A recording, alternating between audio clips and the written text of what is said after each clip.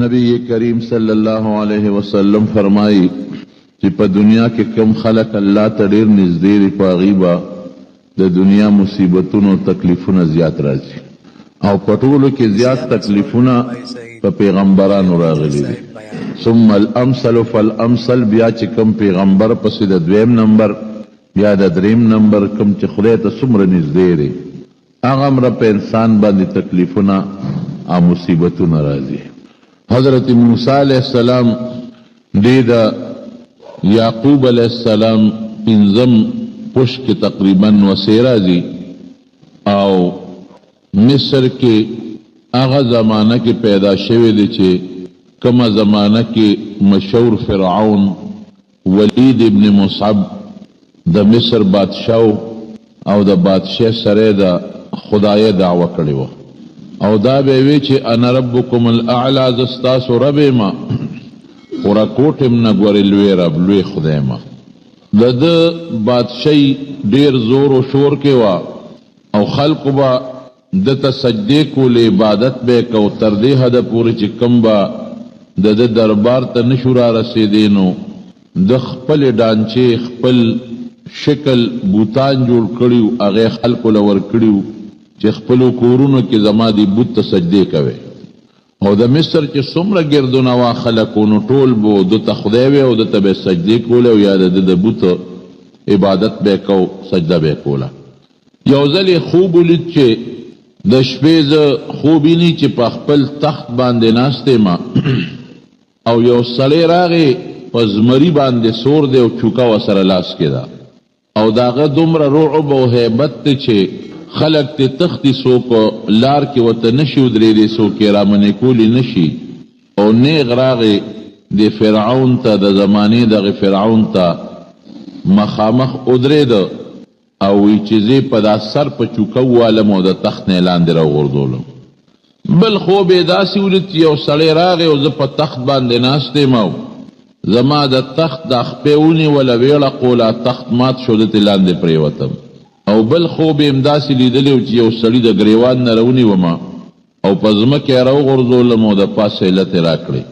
دا ګڼ خوبونه چې د ولیدل نو د خپلې بادشاه خلق راغونډ کړل مشوره کوي چې دا خو هیبتناک خوب دی زما پکې ډېر لوی تذلیل دی او ذلت دی او د بادشاه او د تخت د ختمېدو اشارې دي پکې. نو چې څومره په هغه زمانه کې د پخوانو کتابونو پوه خلکو یا نجومیانو یا ساحرانو مصر کې خو جادوګر ډیرو یا د فرعون وزیرانو د هغه د دربار خلکو د ټولو یو مشترکه میټینګ یې وکړ او خوب چې لیده نو دا به وی چې دا کم سړی راځي نو دا د بني اسرائیلو د طرف نه را رواني. مصر کې دوه قسمه خلک اوسېدل، یو د فرعون د قوم خلک هغې ته به قبطیان وي او یو بني اسرائیلو هغې د ښار نه بار اوسېدل هغې ته به بني اسرائیل به وي دا د موسی علیه السلام قومو دا هغه قومو چې حضرت یعقوب علیه السلام او یوسف علیه السلام کله مصر ته راغلي نو د یعقوب علیه السلام 12 زامنو دا د هغې اولاد په دا مصر کې خور شوي د بهر نه راغلي. مشوره چې کوله هغې دا سوچ ورته ورکړو ری ورکړه چې صاحب داسې معلومیږي چې د بني اسرائیلو کې څوک پیدا کېدو والا دی او یا پیدا شوی دی خو نجومیانو وی چې نه پیدا کېدو والا دی او هغه به ستا د زوال سبب ګرځي ستا د بادشاه د اخیستو ذریعه به ګرځي. وی خصو کم وی صاحب دی کې خو هېڅ یره نشته دا هلک پیدا نه دی پیدا کېږي د دې خوب نه داسې معلومیږي نو ته دا حکم وکړه چې بني اسرائیلو کې څومره هلکان پیدا کېږي دا ټول به مړه کړو یو به نه پرېږدو دې باړو پیدا نشي. لیکن د الله د فیصلې مقابله کې د انسان تدبیرونه هیڅ کار نه ورکوي. که ته ډېر هم تدبیرونه وکړې او ډېر سوچونه وکړې خو چې د الله څه فیصلې نو هغه یقینا کېدو والی. ده خو فیصله وکړه هر سړي سره خو د ځان فکر وي چې زه دې بچ شم خلک دې ټول مړه شي زما په خلکو څه فیصله یې وکړله چې بس کم ماشوم په بني اسرائیلو کې پیدا کېږي بس دا لاله. قرآن شریف کې الله وی یذبحون ابناءکم ویستحیون نساءکم هلک چې به پیدا کېده د مور په مخ کې جاسوسانې سیډي والا خوارو کور په کور به او پته خو د پیدایش لګي داسې نه چې ګنې خبره پټه ده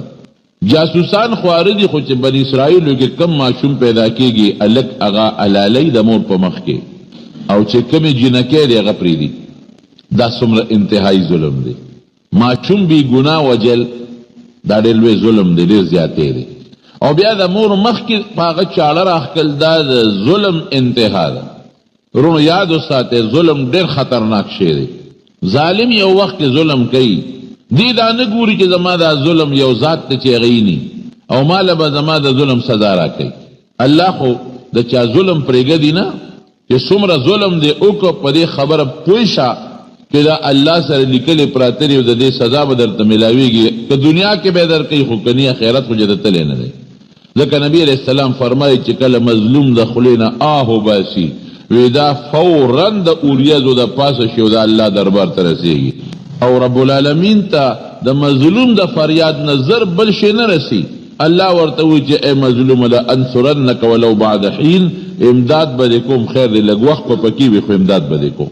نو ظلمونه شروع کړل ماشومان لکان به لالول او جنکه به پرېښودې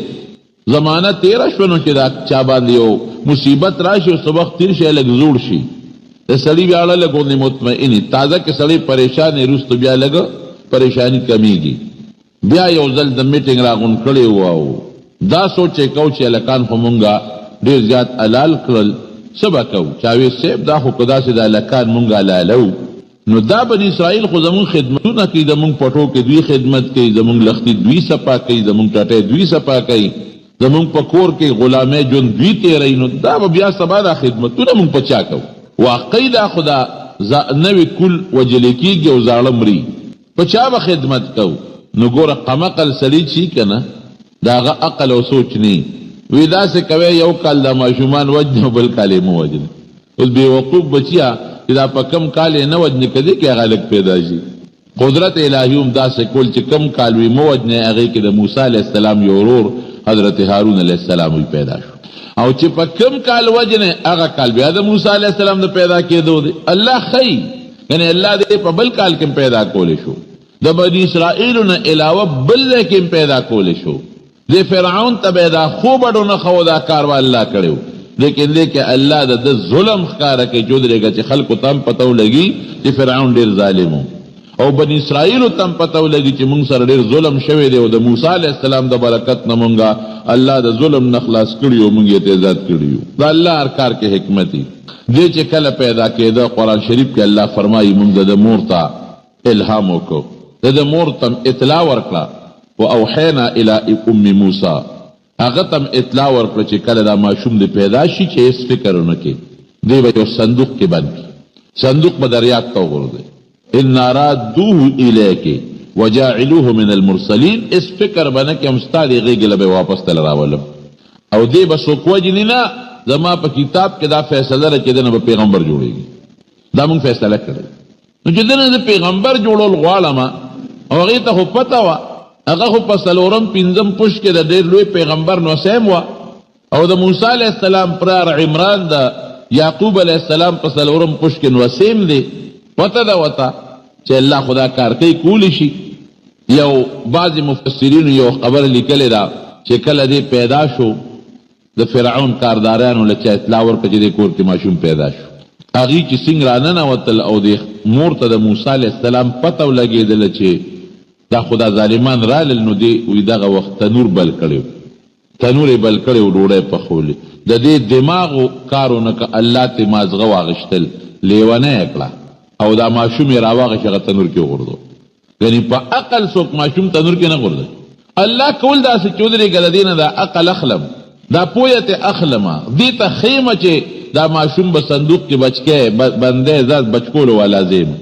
ماشوم یې تنور کې وغورځو چې هغې څنګه راننوتله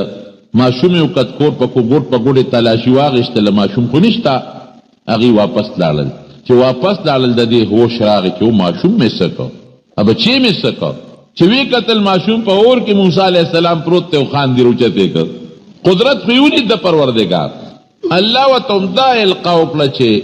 ته دا صندوق جوړ کړه دا ماشوم پکې واچوه صندوق یې جوړ کړو حضرت موسی علیه السلام یې پکې واچو او صندوق سوړې بند کړلی و چې کوم لوی دریاب د دریای نیل هغې کې وغورځو او د موسی علیه السلام خور واغې ته وی چې ته په دې غاړه ورسره ځه معلومات کوه چې دا صندوق کوم خوا دی. الله وی دې بچ کوم او تعالی را رسوم نو ګور چې څه کېږي. حضرت موسی علیه السلام الله پیدا کړی ډېر ښکلی و. پیغمبر اسم خشتی په پیغمبر کې نه الله باطینی عیب پیدا کوي او نه ظاهري عیب. یو پیغمبر په مخ د ځمکه ګوډ شل لون کوڼ بې ژبې بې پوزه بې غوږه نه دی پیدا کړی چې څوک پیغور ورنکړي چې مړه ستا دې شکل ته وګوره ته د پیغمبر علیقې او باطن کې پیغمبر پاک او صفی ډېر خشته او رڼا تتلا چې صندوق کې وغورځو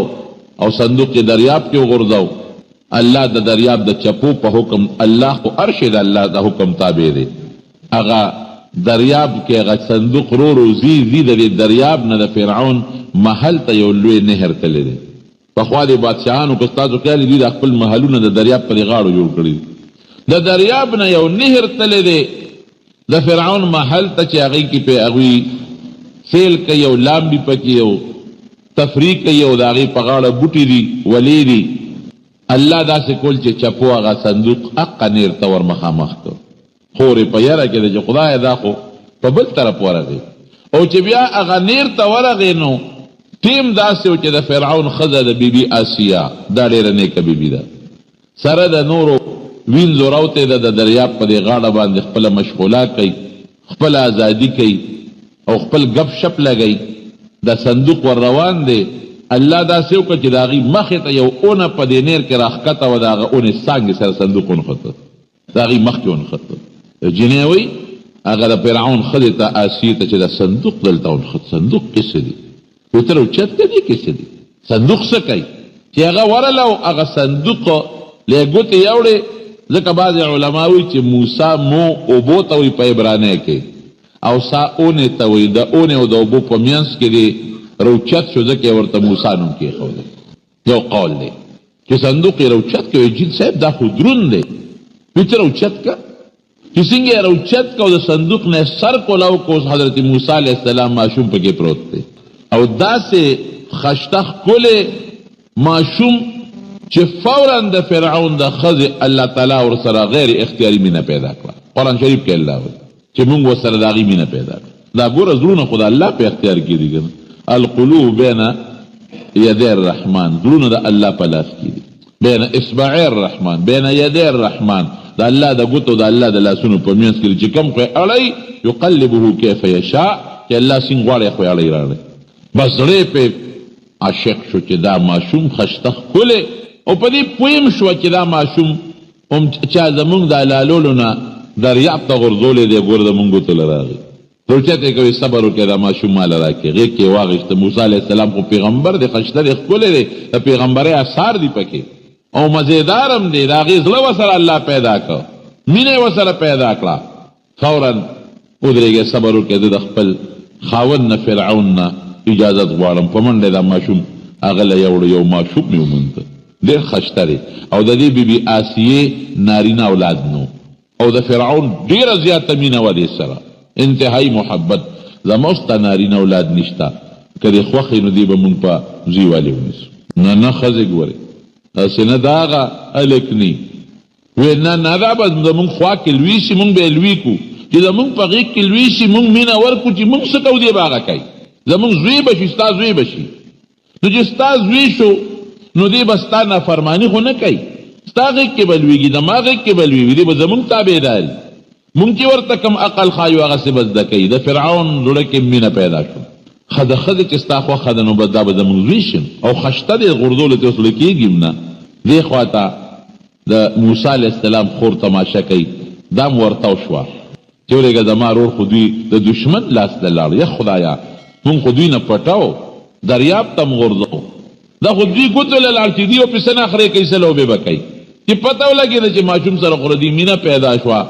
هله وی څوک راولی چې د ماشوم له پی ورکړي د خوشحالۍ نه یو م راځي بل م راځي چې یاره دا ماشوم له به څوک پی ورکوي ځکه پی والا ته خو به هم ډېر لوی انعام میلاویږي. حضرت موسی علیه السلام د چا پی نه اخلي پی نه اخلي هغې کوشش کوي پی نه اخلي. د موسی علیه السلام دا خور ورته وایي یاره یو کورنۍ درته نه ښیم هل ادلکم علی اهل بیت یو کورنۍ درته نه ښیم چې هغې به د ده یکفلونه تربیت وکړي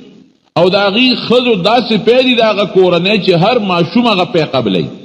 نو دا به په دې علاقو کې بعضې دیانې ښځې وي، لکه اوس هم چې د چا ماشوم کېږي بعضې ښځې وي هغې خدمت کوي. نو بعضې به د پی ورکولو والا ښځې وي. د فرعون کور والا هم دا سوچو که بیبي آسیې چې دا به څوک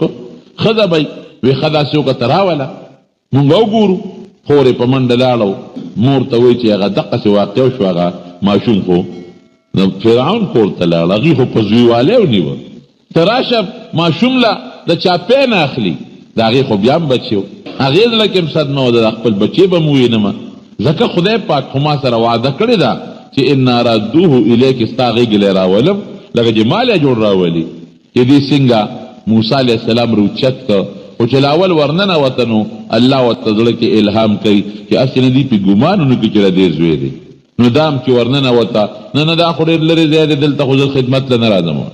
او دا خو د بادشاه محل دربار دی، څوک به وایي تلاشي دې کوم او څوک به وایي مه راځه او څوک به وایي داسې کو. او که دې ماشوم کې مانه لږه کوتاهي وشي نو سبا به تاسو بیا وایئ چې تا ناجوړه کو مړ دې کو تکلیف دې ورکړه. نه نه نه زه نشم کولی، لږ خبره پې ځان پې درنوي چې دې ونه پوی نه شي چې ګنې دی بچی دی. نه نه ته راشه ته ماشوم خو اول سینې ته واچوه پته ولګي چې ستا پی خوري که نه خوري. چې موسی علیه السلام یې سینې ته واچوه خو خپله مور ده فورا یې پی راښکل شروع کړو پوره موړ شو. د موسی علیه السلام هغې خوشحاله شو او ډېره زیات بیبي آسیه خوشحاله شوه، فرعون خوشحاله شو، د فرعون بله لور د هغه هم خوشحاله شوه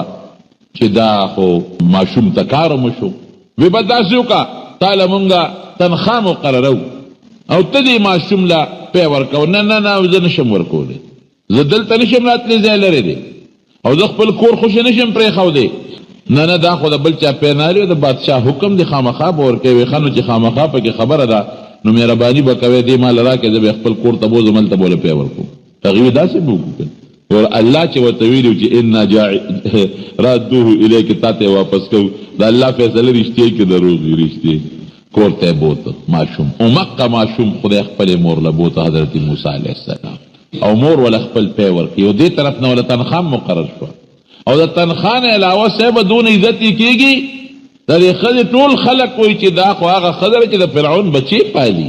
او الله پکې دا حکمت و چې مور ته واپس شي او د یو کافر ښځې پی د موسی علیه السلام خولې ته لاړ نه شي، د بل چا پی نه اخېستل. دې خو پیغمبر جوړېږي، دې به د کافرې ښځې د فرعون د قوم د یو کافرې ښځې پی بس کي نه د خپلې مور پی بس کي. تنخوا مقرر شو. صیبه بیبي آسیه کله کله راځي دا ماشوم ویني نو په یو لوی جلوس کې راځي او خلک هم ډېر لوی استقبال کې ولاړي او د موسی علیه السلام د برکت نه د بني اسرائیلو قدر هم شروع شو. فرعون اعلان وکړه بس نور ماشومان مه وژنئ، ځکه دې قوم الګ زما بچی شو او پوه شو که نه چې د دې قوم دی، ځکه خو د دې به غورځولي چا که نه بل چا خو نه دی غورځولي، مونږ خو د دې ماشومان لالو پام کوئ بس مه وژنئ ماشومان نور به ما لالوئ. او صاحبه خلک به هم تل خپل نمبر خلک جوړوي که نه. ماشوم ته موسی علیه السلام له چا کمبل وړو چا جامې وړو چا مور له جامې وړو چې ګورې صاحب اسیې ته وایه چې دغسې پلانکي دا تحفه راوړې ده پلانکي تحفه راوړې ده. الله مهربانه بادشاه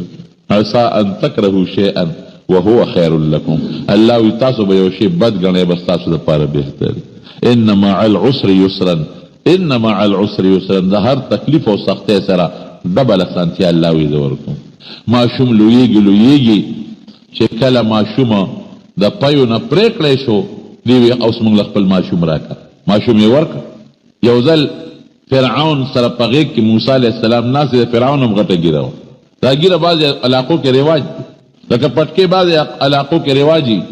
خامخا خلک په سرې ګیرې نی پټکې وي غټ غټ. دارنګې بعضې علاقو کې د ګیرې هم رواجي نو هغه غټه ګیره وه. موسی علیه السلام لاس دې ګیرې ته واچوه داسې لاندې یې راښ کړه یو چکې وله ورکړه. فرعون زر یاسیر ته یاسیر ما درته نه وې دا ما غالک معلومېږي دا اوس نه پکې جذبه شته د ګیرې نه ونیوم لاندې راښ کړم. او فرعون په لوی مجلس کې ناستو ټول خپل وزیران او خلک ورسره ناست دي. زما خو یې غټه بېعزتي وکړه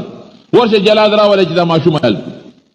ښځې ورته ویې دا ماشوم څه پوهېږي تا څه پېژني او ستا ګیره څه پېژني ماشوم خوا چاته لاس اچوي ولې مور نه مخ رانیسي دې به نه لالی نه نه نه دا هغه ماشوم معلومېږي. بعضې خلک هم داسې چې د بني اسرائیل دشمنانو هغې مو له پړه کې وسوسې واچوي دا همغه دی که نه ګوره لاس یې در واچو او ګیرې نه ونیوی لاندې راښ کې فیصله یې په دې وکړه چې ښه دا ماشوم په ناپوهتیا کړي دي که په پوهه یې کړي دي ده ته به اور کېږي یو خوا ورته لالونه کېږي که چرته دې لالونو نه ورغي بیا ماشوم پوی دی او خيار دی او خيارتوب نه د ماګیره نیولې او که اور له ګوتې یوړې نو بیا خو نه پوی دی د ماګیره په نه پویتیا نیولې بیا به معافي اورم کې خودو لالونه مرتکه خود الته بیا سیا الله تعالی چې خدایا خیر دې کله سه اوس ودی خو چې لا لګوتې یو نسی مر موسی علیہ السلام جوړته کینو په خلپوسو لال روان دي جبريل علیہ السلام ولدا الله ته بل طرف تک اور طرف تک دغه اوس پکې د لاس تاسو دې د مرګ دوه خبرې دي مرګ نه بچی لاس کوسو دي خیر دی اغه زری اغه دغه لګوتې یوړې اغه سری سکروټ کې لو فورن خړې لروړي چغې کړې بیا سی زر نمبر جوړ شو ګر مانه چې نه پنا پوهې کله پوهو په پوهې ستا ګیره راخنه اوس په لال لګوتې وګوره اور لګوتې یوړې ها دا واقعي دا نه پوهې چې لویږي مور امرازي او چې د موسی علیہ السلام مفسرین لیکي مور کله درازي د فرعون دربار ته ځکه چې اوس خو د دې فرعون بچي ظاهر کې خودي وته بچي وي اغه لوی کله هغه ډېر لوی قدر وو ډېر لوی عزت پاو او کله برات لا چې د خپل ماشوم په مورګي دا وګورو لویږي ورو خلک هم قدر کوي عزت کوي بار چوزي نو قران مور سر منډي وای دیم کله د موسی علیہ السلام د مور کور د خار نه بارو کله زما خپل داعی مور له چپیرا کړی دغه ملاقات لازم نو قران به سمخ کې غلیدل ثبت رستو ذکر فرعون زوی دی ظاهر کې خدا سیوا او چې واپس براتر لوی قدر او عزت قران شریف کې الله وی چې کله لما بلغا شده زوانه تورسه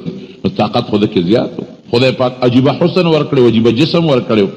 او بیا پیغمبر کړي لوی طاقت نو پیغمبر خلادي وخت نه دی خود پیغمبر نه خو پکشته کنه پیغمبر جوړېدو والا دی یو ځل نمور د کور را روان دی او داسې ټیم دی چې هغه څنګه قرآن شریف کې ودخل فی المدینه علی حین غفلة من الناس داسې ټیم دی چې خلک پکې ودري عموما د غرمې وخت کې خلک ودي څوک نه یا ماسخوتن ډېر روان دی فوجد فيها رجلين دو کسان ولیدل یقتتلان دواړه یو بل سره په جګړه دي هذا من شيعته وهذا من عدوه یو د در قوم نو او بل د دشمن د فرعون د قوم نو په جګړه کې نو فاستغاثه الذي من شيعته چې د قوم کم کسو هغه وتاواز وکړ اے موسی راشه را سړی په ما ظلم کوي د فرعون د قوم سړی را باندې ظلم کوي هغه سړی د فرعون باورچیو هغه له ډوډۍ په خولا خوراک به پخاو هغه خشاک راوړو نو دی بنی اسرائیلی ته وی د موسی علی السلام دی قومي د جدا خشاک ته وساغه وسره نه وړو هغه واه په زور به در باندې وړم ستا پلار به موړي په جګړه دی موسی علی السلام ورغه د فرعون باورچی ته وی چې لکه ظلم مکو چې نه وړي نو په خپل یو سکنه ته په کلاسه د فرعون ستا د پلار د فرعون باورچی ما زه خو کوټه سره نه ما هغه سره بیا د بي شروع کړه موسی علی السلام وتعالى غوندي ادب خو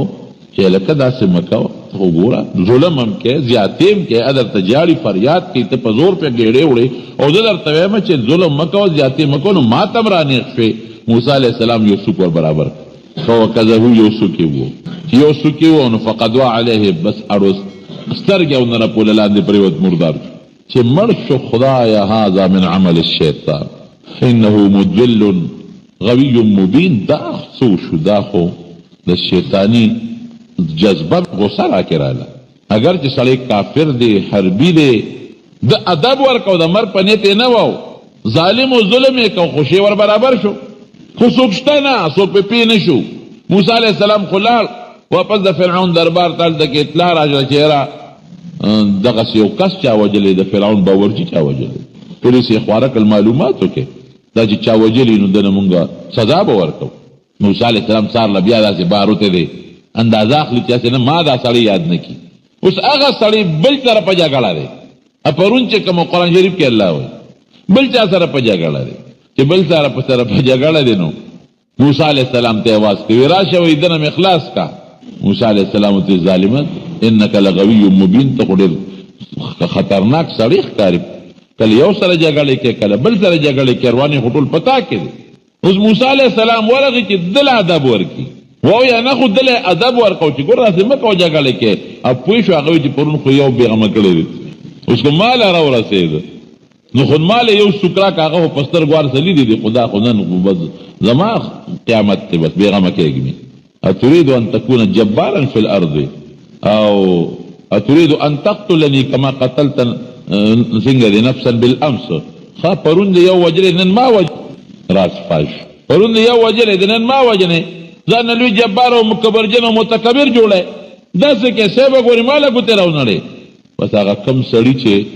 سره جګړه واغه خو پوه شو چې خو دا پرون سړی خو د وجلې خبره خو د خولې نه وته الاړ فورا د فرعون دربار ته چې صاحب هغه هلک چې وجلې شوی دی هغه خو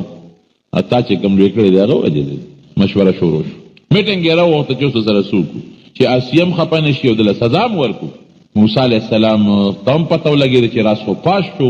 یو کس و د فرعون په دربار کې هغه د موسی علیه السلام سره مینه وه په منډه راغی حضرت موسی علیه السلام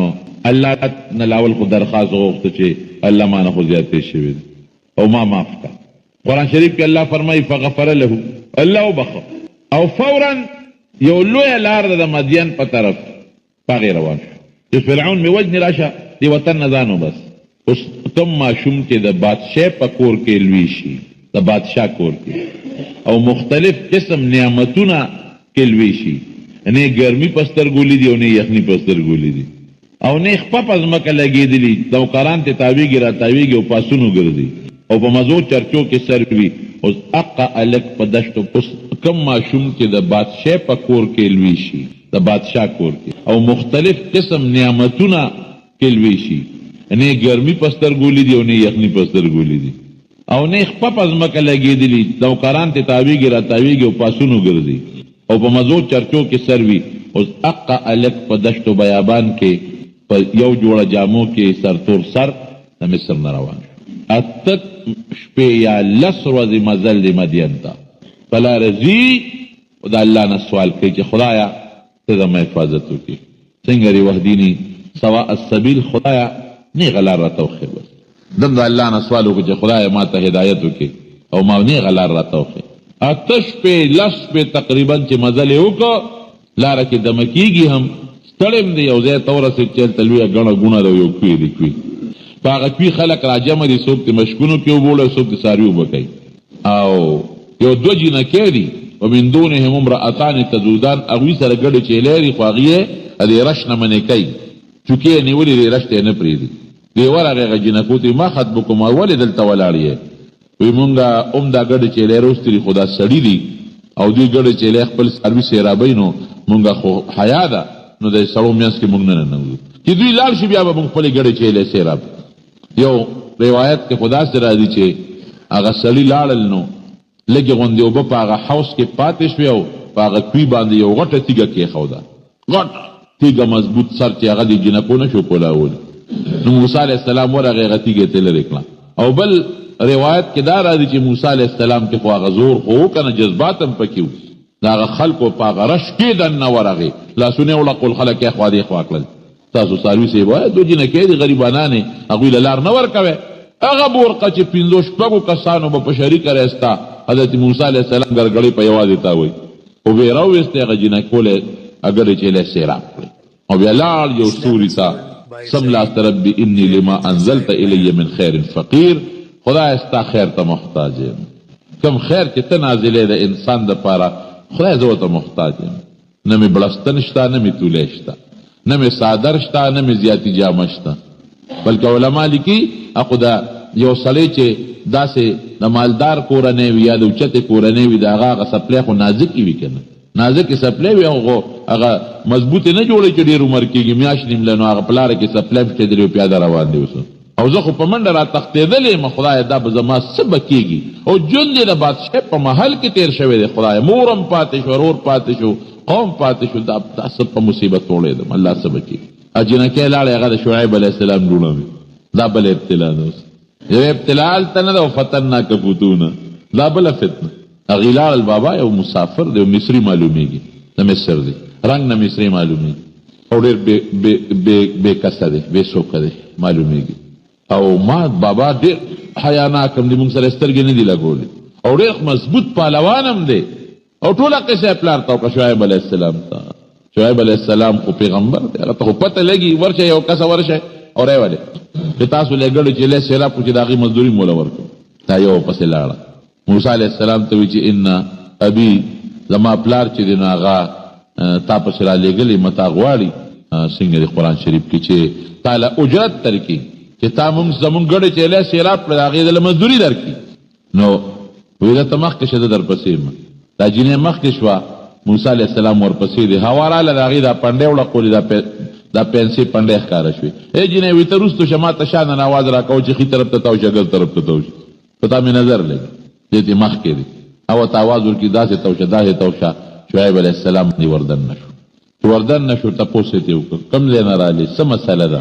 دا د ټوله قصه وکړه هېڅ فکر مه کوه نجوت من الظالمین خدای د ظالمانو نه بچ کړي دې ته مدین وي دلته د فرعون بادشاهي نشته او نه تا پې دلته څوک رد شي دا بل علاقه فکر مه کوه او پوه شو شعیب علیه السلام چې دی هلک کې د پیغمبرۍ اثار دي دنه به خدای پیغمبر جوړوي او پوه شو پیغمبر دی پیغمبر ته خو وحی کېږي هغه جناب هغه جینۍ ورته وي چې بابا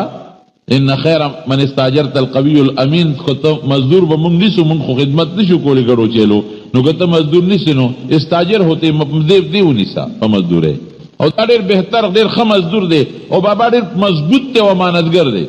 مضبوط څنګه دی بچې وی بابا هغه لس کسه چې کومه برقه راوباسي په یوازې درېسته هغه مضبوط سر چې ګڼو کسانو پکې ویسته د په یوازې یې خوا که او امانتګر هم دومره دی حیا پکې دومره ده چې په لاره راتلم نو دې ځان نه وروسته کړم ما ته یې نه دي کتلی شعیب علیه السلام ورته څه وایي هلکه داسې وکړه که دې خوښه یي نو ما سره مزدوري وکړه او مزدورۍ بدل به څه در کوم تنخوا به دې سي تنخوا به دې دی که اته کاله دې زما خدمت وکړه مزدوري دې وکړه نو زما دې دوه وروڼو کې یو به په نکاح دله درکړم او که لس کاله دې وکړه نو ډېر به ښي تپوس یې ته وکړه عمر دې څونه دی څه کم څه خو شا 30 کاله عمر یې دغې وخت کې هغه ته پته و چې په 40 کاله پیغمبري میلاویږي اته یا لس کاله چې ما سره تیر کې عمر به 40 ته ورسېږي پرېږده چې زما خوا کې په ګاونډ کې دله خدای پیغمبري ورکړي خوښه دې خپله ده هغه وشو په دې فیصله شعیب علیه السلام ته وي او بالکل په دې فیصله ده الله علی ما نقول وکیل بس ټیک ده چې تاسو وي او ما سوې نو الله پې خبر الله د دې خبردار او الله ته دا کار به موږ سپارو د شعیب علیه السلام خدمت پې کوو او د هغه ګډې چیلې به یې سرولې شعیب علیه السلام ښه نو ګډو چیلو کې خو یو دا فایده شو چې پیغمبر دا سخت او د منډو تړو بلد شي دویمه فایده به کې سره د دې ګډو چیلو مثال داسې لکه امت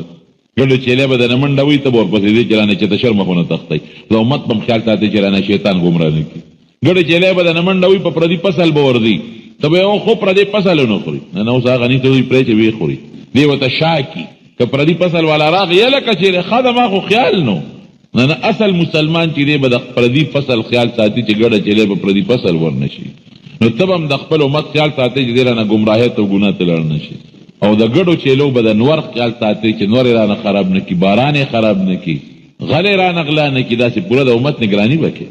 پیغمبري ډېر ګران کار دی لوی منصب او لوی عزت دی خو کار ګران دی نو ګډې چیلې پې وسرولې او ځان سره اوسو چې د پیغمبرۍ طریقې او چلم زده کړي څوک اته کاله یادوي او څوک لس کاله یادوي چې هغه موده پوره شوه نو حضرت شعیب علیه السلام ورته هغه خپله لور په نکاح کړه د وعدې مطابق ده بیا خواهش ظاهر کړي چې زما خو اته لس کاله وشو د فرعون نه به زما خبره ممکن ده یېرئ مور مې یاده شوې ده رور مې یاد ده خور مې یاده ده شعیب علیه السلام تسخر ته وایي که اجازت راکړې نو زه به لاړ شم د مور ملاقات له ډېره ښه لاړ شم ګډې چیلې م وله ورکړئ ښځه یې ورته حواله کړه او پیسې م وله ورکړې خصوصا هغه امسا چې شعیب علیه السلام سره پرته وه د پیغمبرانو نه نسبا دله را رسېدلې وه علما لیکي وي دا هغه امسا وه چې آدم علیه السلام د جنت نه لس څیزونه روړ یو پکې د امسا وه هغه یې ورته حواله کړه او داسې په اثار یې نه راواله کړې مفسرین لیکي وي دننه کوټې ته ورشه دا ګډې چیلې بودې نو یو کونټۍ پرته د هغه راواله دی ورغې دا کونټۍ راواغېسته وایي نه دا کېده بله راواله هلته بله پرته ده دا زما ده بله راواله وایي چې دی به ورته هغې کې ګڼې کونټۍ پرتې وي هم دا به یې ګوتلو راتله چې بیا به یې راوړو تا ته نه چې دا کېده بله پرته ده بله راواله وایي دا خو ما صاحب کېښوده بله مې راواغېسته نه نوي همغه دې راواغېسته چې هغه یې کېښوده بله یې راواغېسته چې لاړو مقه ده دا وایي دا بس هم ستا نصیب دی پکې ورته پته وه که نه چې دا کونټۍ خو کونټۍ ده علما لیکي دا هغه امسا وه چې پشتن نسبا د شعیب علیه السلام لاس ته را رسېدلې وه او دا هغه وه چې حضرت آدم علیه السلام ځان سره کوم لس څیزونه د جنت نه راوړي یو پکې د امسا وه ایم وله ورکړه لور یې ورته په نکاح کړه ګډې چیلې م وله ورکړې را روان دي یو مقدس ځای د وادي سینا هلته چې راورسېدل نو د بیبی د ماشومانو د ولادت تکلیف شروع شو، اولاد یې کېده. دغه وخت کې انسان ته د ګرموالي د اور ضرورتي او د دویم زنانه ضرورتي. حضرت موسی علیه السلام چوکت یو ځای کې اور ولید، رڼا وه. بیبي ته وایي ته دلته کښېنه، انی آنست نارا، ما اور ولیده، لعلی آتیک بقبس، زه یو شغله درته راوړم، ورځم یو شغله به راوړم، اور به درته بل کړم. ګورم اور سره به خامخا څوک وي، نو څوک زنانه که وي نو تاله به راولم، ستا خدمت به م وکړي. ډېره ښه ده. بیبي ورته ویې خو د علاقه کې بلده وه، وی داسې وکړه چې ځان سره د امسا واله شپه ده، توره تیاره ده، باران هم ورېږي نرې نرې، سیلی هوام ده، دا امسا ځان سره واخله او دا پڼې دې په خپو کاسې نه چې ته مار یا لړم څه شي دله ټک در نه کړي، او امسا م واله چې ته څه حیوان میوان دله نقصان در نه کړي، نو ورشي. چې هغه اور له ورغې یو دغې راواغېسته، څه ورته وي دا اور کې شوړه یې راواغېسته، او چې اور ته وکتل، اور د اونې په سر بلیږي. اور د اونې به اور اغېستي، انسان خو نشته او نه څوک شته، اونې به اغېستي اور. شوړه یې راواغېسته، هغه اور ته ور مخامخ کړه، چې دې اور ته شوړه ور مخامخ کوي، هغه اور ته بره کېږي. چې دې شوړه ور اوچتوي، اور ته نور هم بره کېږي. حیران خو شو چې دا عجیبه اور دی، نه اونه سوځي، نه لوګی شته، نه بوی شته. لکه اور خامخا بوی هم کوي او لوګي هم کوي. د دې اور نه بوی شته، نه لوګی شته، نه تو شته. اور خو تو هم کوي، دې خو تو هم نشته. دا خو اور نه معلومیږي. ځکه دا اور خاصیت هم دا دی چې دې به تو کوي، لوګي به کوي، بوی به کوي. کوم ځای چې بلیږي شي به سوځي، نه اونه سوځېږي، نه بوی شته، نه لوګي شته. او عجیبه دا ده چې شوړه ورولم نو دا اوچتېږي، ښکته کېږي، رڼا اعلی مزېداره کړي. دا خو اور نه دی، دا خو څه بل څنګه رڼا ده. دې په دې سوچ او په دې فکر کې د غم کې دی چې आवाज ورته کېږي، اے موسی انی انا الله، زه الله یم، فاخلع نعلیک انک بالوادي المقدس طوی. ته مهرباني وکړه، پیزار دې وباسه. دا اخوا دې خوا ځای نه دی، دا ډېر مقدس او پاک ځای دی. ځکه چې الله تا سره کوم ځای کې خبرې کوي، نو دا ډېر مقدس او پاک ځای وي. او طوی د دې نوم دی، پڼې دې وباسه. دا اواز چې دا اورېده، اواز چې اوري د ښي طرف نه م اوري او د ګس طرف نه م اوري، د بره نه م اواز اوري او د ځمکې د طرف نه م اوري، د مخې نه م اوري او د شا نه م اوري. حیران دی چې عجیبه اواز دی. علما لیکي چې د الله اواز و، د الله د اواز تعلق د غوږ سره هم نه دی. ګورئ مونږ خو چې کوم اواز اورو د انسان، نو په دې غوږونو یې اورو. د الله اواز انسان په هر ځای اوري، هر شریف اندام پاغي आवाज اوریدل کېږي. نو دې یو خوا بل خوا ګوري چې د आवाज د کم ځای نه دی، بره ګوري، ښي طرف ته ګوري، ګس طرف ته ګوري، مخکې ګوري، شاته ګوري. الله ته کم ځای؟ نو ورته आवाज کوي چې ته کم ځای الله؟ کله یو خوا ګوري، کله بل خوا ګوري. هغه د بیبي مسله په ځای پاتې شوه، او د الله سره د الله خبرې واورېدې، یو تجلی یې ولیدله، یو خوند پیدا شو. رب العالمین فورا ورته بشارت او زیری ورکړي چې تعالی ما پیغمبري درکړه. خو پیغمبري بېشکه ډېر لوی عزت دی، حقیقت دا دی. ډېر لوی احترام او ډېر لوی عزت دی، خو لوی بوج هم دی. اسانه خبره نه ده. دې طالبانو ته موږ دا پټکي د کال په آخر کې تړو، موږ وایو دا خو یو ډېر لوی عزت دی، تا نه خدای عالم جوړ. او دا پټکي د مشرۍ نښه ده، که څوک پوهېږي د عالم په قدر او په عزت.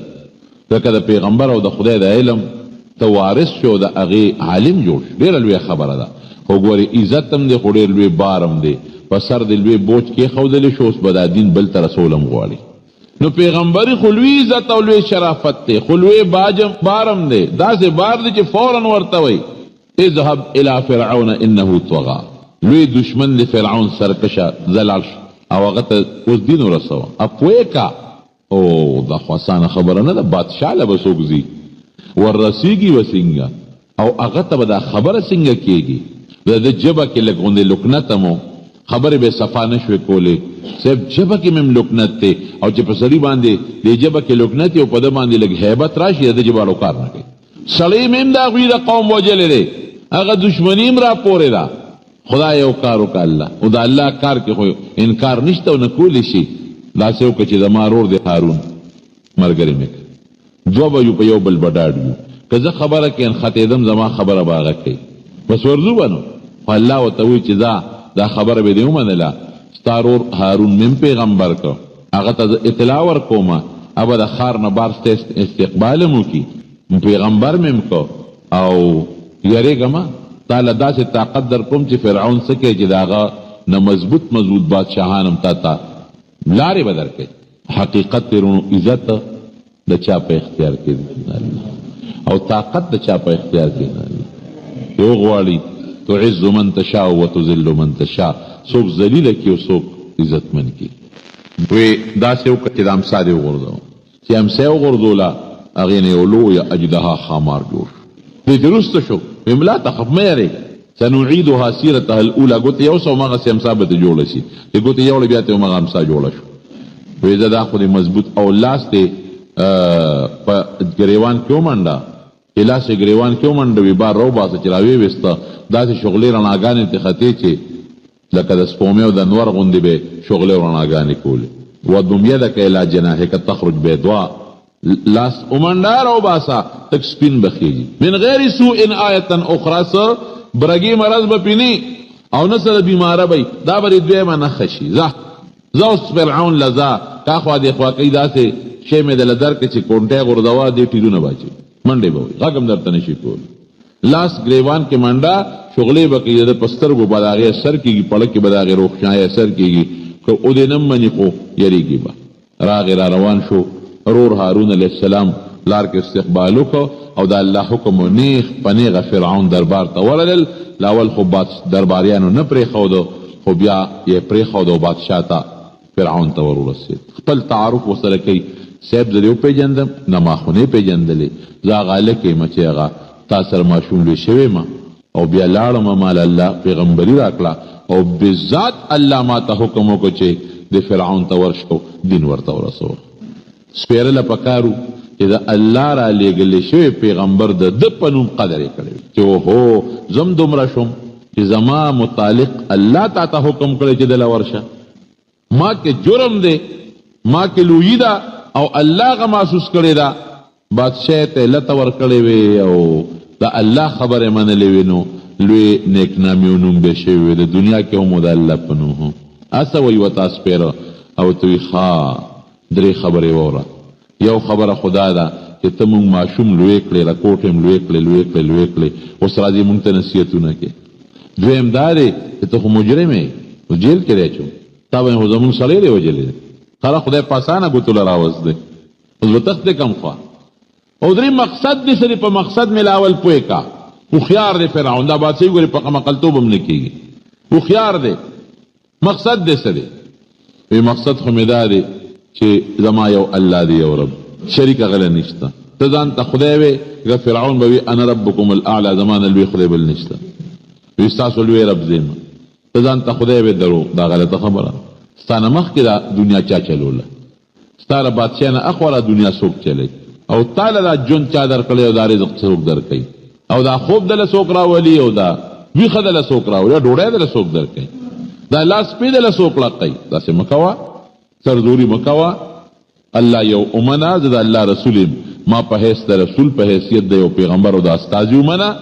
باقي کته دا خبره کوي چې سړی وجلې دی نو ما په قصد نه دی وجلې ما خو هغه ته نصیحت کو په نصیحت نه پوهېده بیا مې ورته ادب خو یو سوک مې ورکه ور برابر شو سره په سوک خو څوک نه مري نو اوس ما خو سوک ورکړی دی او درېیم دا که تا زه ماشوم لوی کړی ما نو بېشک ښه دي کړي دي دا د الله فیصله وه د الله خوښه وه تا د مور د کوره نه مرستې جادوګر چې کوم قابل جادوګرانو د مصر هغې راغونډ کړل چاته چې د اجت شي نو هغه هم بیا نخرې پېخرې کوي صاحب دا خو وړه خبره ده دې بدله موږ داسې پړ کړو چې غږ به هم نشي کولی خو موږ به پکې سي تاسو چې څه خوښئ در کوم بلکې تاسو به من المقربین مشیران والم د اسمبلی ممبران به والم ما سره نږدې به لوی قدر او ډېر لوی عزت به دله درکم ورځ مقرر شوه دا شورې نه مخکې نه مقرر وه جادوګر لګیا دی خپل جادو یې برابر کو نظربندۍ والا نه میلو کې ما لیدلی دي لوټه کې به اوبه نه چې ویړه کوي اوبه پکې را پیدا شي او غټ تیر به یې په اوږه به یې کړي دی په اوږه کړي نه دا ستا ستا نظربندي ده او غټه اوږده چاړه وي په خوله به یې ومنډي خدای پاکه دا چاړې سي په خوله ومنډله دا خو د خوله کې راځي نه نبي نشته او نه بل څه شی شته، دا نظر بندي ده. تا ته الاوړ شیخ کاري شیشې به کله خوري، بوتل ته لکه شیشې خوري، دا شیشې خو دې نه خوږی، دا حقیقت کې نه شیشې خوري او نه چاړه په خولې منډي. تا ته داسې ښکاري لکه چې دې دا کار کوي. دا یو فن دی. هغه جادوګر هم د هغه خپل فن مظاهره وکړو. قرآن کې چې الله وی وجاءوا بسحر عظیم، لوی سحر او لوی جادو او ډېر انتهایی الله ورته لوی وینو، دا به لوی وي که نه؟ لوی نظر بندي جوړه شوه. فاذا عصیهم حبالهم وعصیهم، هغه رسۍ هغه چې کوم هغوی پړی راوړي، یخیل الیه من سحرهم انها تسعى، هغوی په خیال کې داسې راتله، منډې نه والې او نه لقېدل، خو خلکو ته داسې ښکاره کېدله چې ګنې دا منډې وي، هغوی سر چوکې وي او پړي چې میدان کې وغورځول، هغې نه ماران جوړ شو. څوک یو خوا مار منډوي، څوک بل خوا مار منډوي. خو لاول عیسی علیه السلام ودرو، وی ته امسا مخکې غورځوه، عیسی که مونږ مخکې وغورځو. موسی علیه السلام ورته تاسو وغورځوئ. مطلب دا و چې ستاسو دا مخکې ښکاره شي او بیا زه به ګورم خپل کونټی وغورځوم، خامار چې پته ولګي چې هغې هغه خپلې امسا ورساګانې وغورځولو. لوی فرعون ناست دی او لاس ټپېږي او زنده‌باد دی او په لکونو خلق دی، لږ هم نه دي، او ساحران هم سر کې دي، خوشحاله دي چې زمونږ کوم سحر وکړه د دې مقابله نشي، ګرانه ده، هېڅوک یې مقابله نشي کولی. او د فرعون د زنده‌باد نارې لګېږي او دیم په شاهي تخت باندې ناست په میدان کې. وګورئ یو امسا نه مار جوړوي، که دا پیغمبري و نو دا به بیا هم ټول پیغمبران دي که نه؟ دا دوی دا چوکو نه جوړ نه هغه موقع میلو شو، نخرې شروع کړې. موسی علیه السلام خپل امسا وغورځوله. چې ویې غورځوله، قرآن شریف کې الله تعالی فرمایي فاذا هي تلقف ما یأفکون. داسې نه شوه چې یو رانیسي او شخوند پرې وی، یو خولې د میدان په یو سر کې جامه کېښودو، بله جامې د میدان په بل سر کې کېښوده، ټولې راغونډ کړل او الواق یې تېر کړل. چې څومره رسۍ نه ماران جوړ شوي او د څومره چوکو نه ماران جوړ شوي، فاذا هي تلقف، اړو شخوند یې پې ونه وو، بې شخوند یې تېر کړل. او چې څنګه یې تېر کړل او خولې وازه کړه او د فرعون په تخت یې ورغروال، نو هغه هلته ټوپونه جوړ کړل. علما وایي دومره دستونه یې وکړل چې د شمیر نام زیات. جادوګر خو پوه شو، جادوګر په جادو پوهېږي، عالم خو عالم پېژني که نه، شاعر پېژني، انجینیر ته پته لګي چې دا انجینیر دی، موږ یې څه پېژنو. ډاکټر ته پته لګي چې دا نسخه چا ولیکله نو دا ډاکټر دی او که ډاکټر نه دی. جادوګرو ته پته لګي چې جادوګر څوک، جادوګرو ته خو پته ولګېدله چې عجیبه مار دی، دا خو چې مونږ کوم ماران جوړ کړي دي خو چې رواني لکه د مار غوندې داسې کېږي، دا خو نیغ روان دي، دی خو داسې نه کېږي. او دا خو دا دومره رسۍ تېرې کړه او خېټه یې ډوغټه دی، دا خو جادو نه دی. او مونږ خو چې کوم جادو جوړ کړی دی خلک خو پې نه پېږي، مونږ خو پې پېږو چې جادو دی که نه. دا خو جادو نه دی، دا خو نظربندي نه ده. بس هغې پوه شو چې دا پیغمبر دی، هغې ته پته ولګېدله چې دا پیغمبر دی. او موسی علیه السلام فورا دعوت ته ورکوي چې ګورې د پیغمبر امدا زما معجزه ده، نامال الله یو دلیل لا کړی دی، د پیغمبر معجزه د پیغمبر نه ښیي. او زما دا دعوه ده، هېڅ هم نه غواړم، نه بادشاهي غواړم، نه مال او نه دولت، هېڅ هم نه غواړم، نه مشري غواړم. مشري د دې فرعون دقه یو شی غواړم چې فرعون رب نه دی، رب الله دی، او زه د الله پیغمبر. دې کې څه ګرانه خبره ده؟ نه بادشاهي غواړم، نه وزارت غواړم، نه ښځه غواړم، نه بل شی غواړم، نه مشري غواړم. مشري دې دوم باره کې دغه غواړم چې یو رب ومنې، شریک نه لري، او زه د الله رسول یم، د الله استاد یم. رسول دا معنا چې د الله حکم تاسو ته رسو.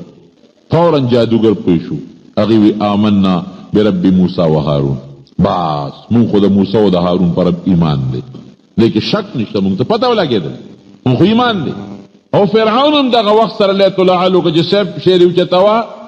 زه لکه غوندې مشوره کومه، کونټی چې څنګه اوچته کړه، نو فرعون بیا اعلان وکړه چې نه دا د جادوګرو مشر دی، دا دی مشر دی، او دا چل د دوی ټولو ته ښولی دی. او دوی ما سره مشوره ونه کړه او اعلان یې وکړه چې موږ مسلمانان یو. ما سره به مشوره کړې وه، بې مشورې دا یو سازش دی، یو سکیم دی، دی کشران دی او دی مشر دی، غټ جادوګر دی، او دی مخکې نه فیصله کړې وه چې داسې مقابله به کوو، تاسو به ما ملګري کېږئ. او پرېدم چت اعلان یې وکړه، خو اعلان په دربار کې ننوت، نو اخباري بیان یې شایع کړ. هغه وخت سره ټرت نه شو کولی چې زه به دا چا چې د موسی ملګري شو د دې لاسونو خپې به پرې کوم، ښې لاس او ګڅخ په زوره نه ورکوي چې نور خلک ملګري نه شي، په لکونو خلک مفسرین لیکي په لکونو خلک پروردګار په دغه یو وخت کې مسلمانان کړل. ډېر موسی علیه السلام د دې نه پسم د صبر نه کار اخلي.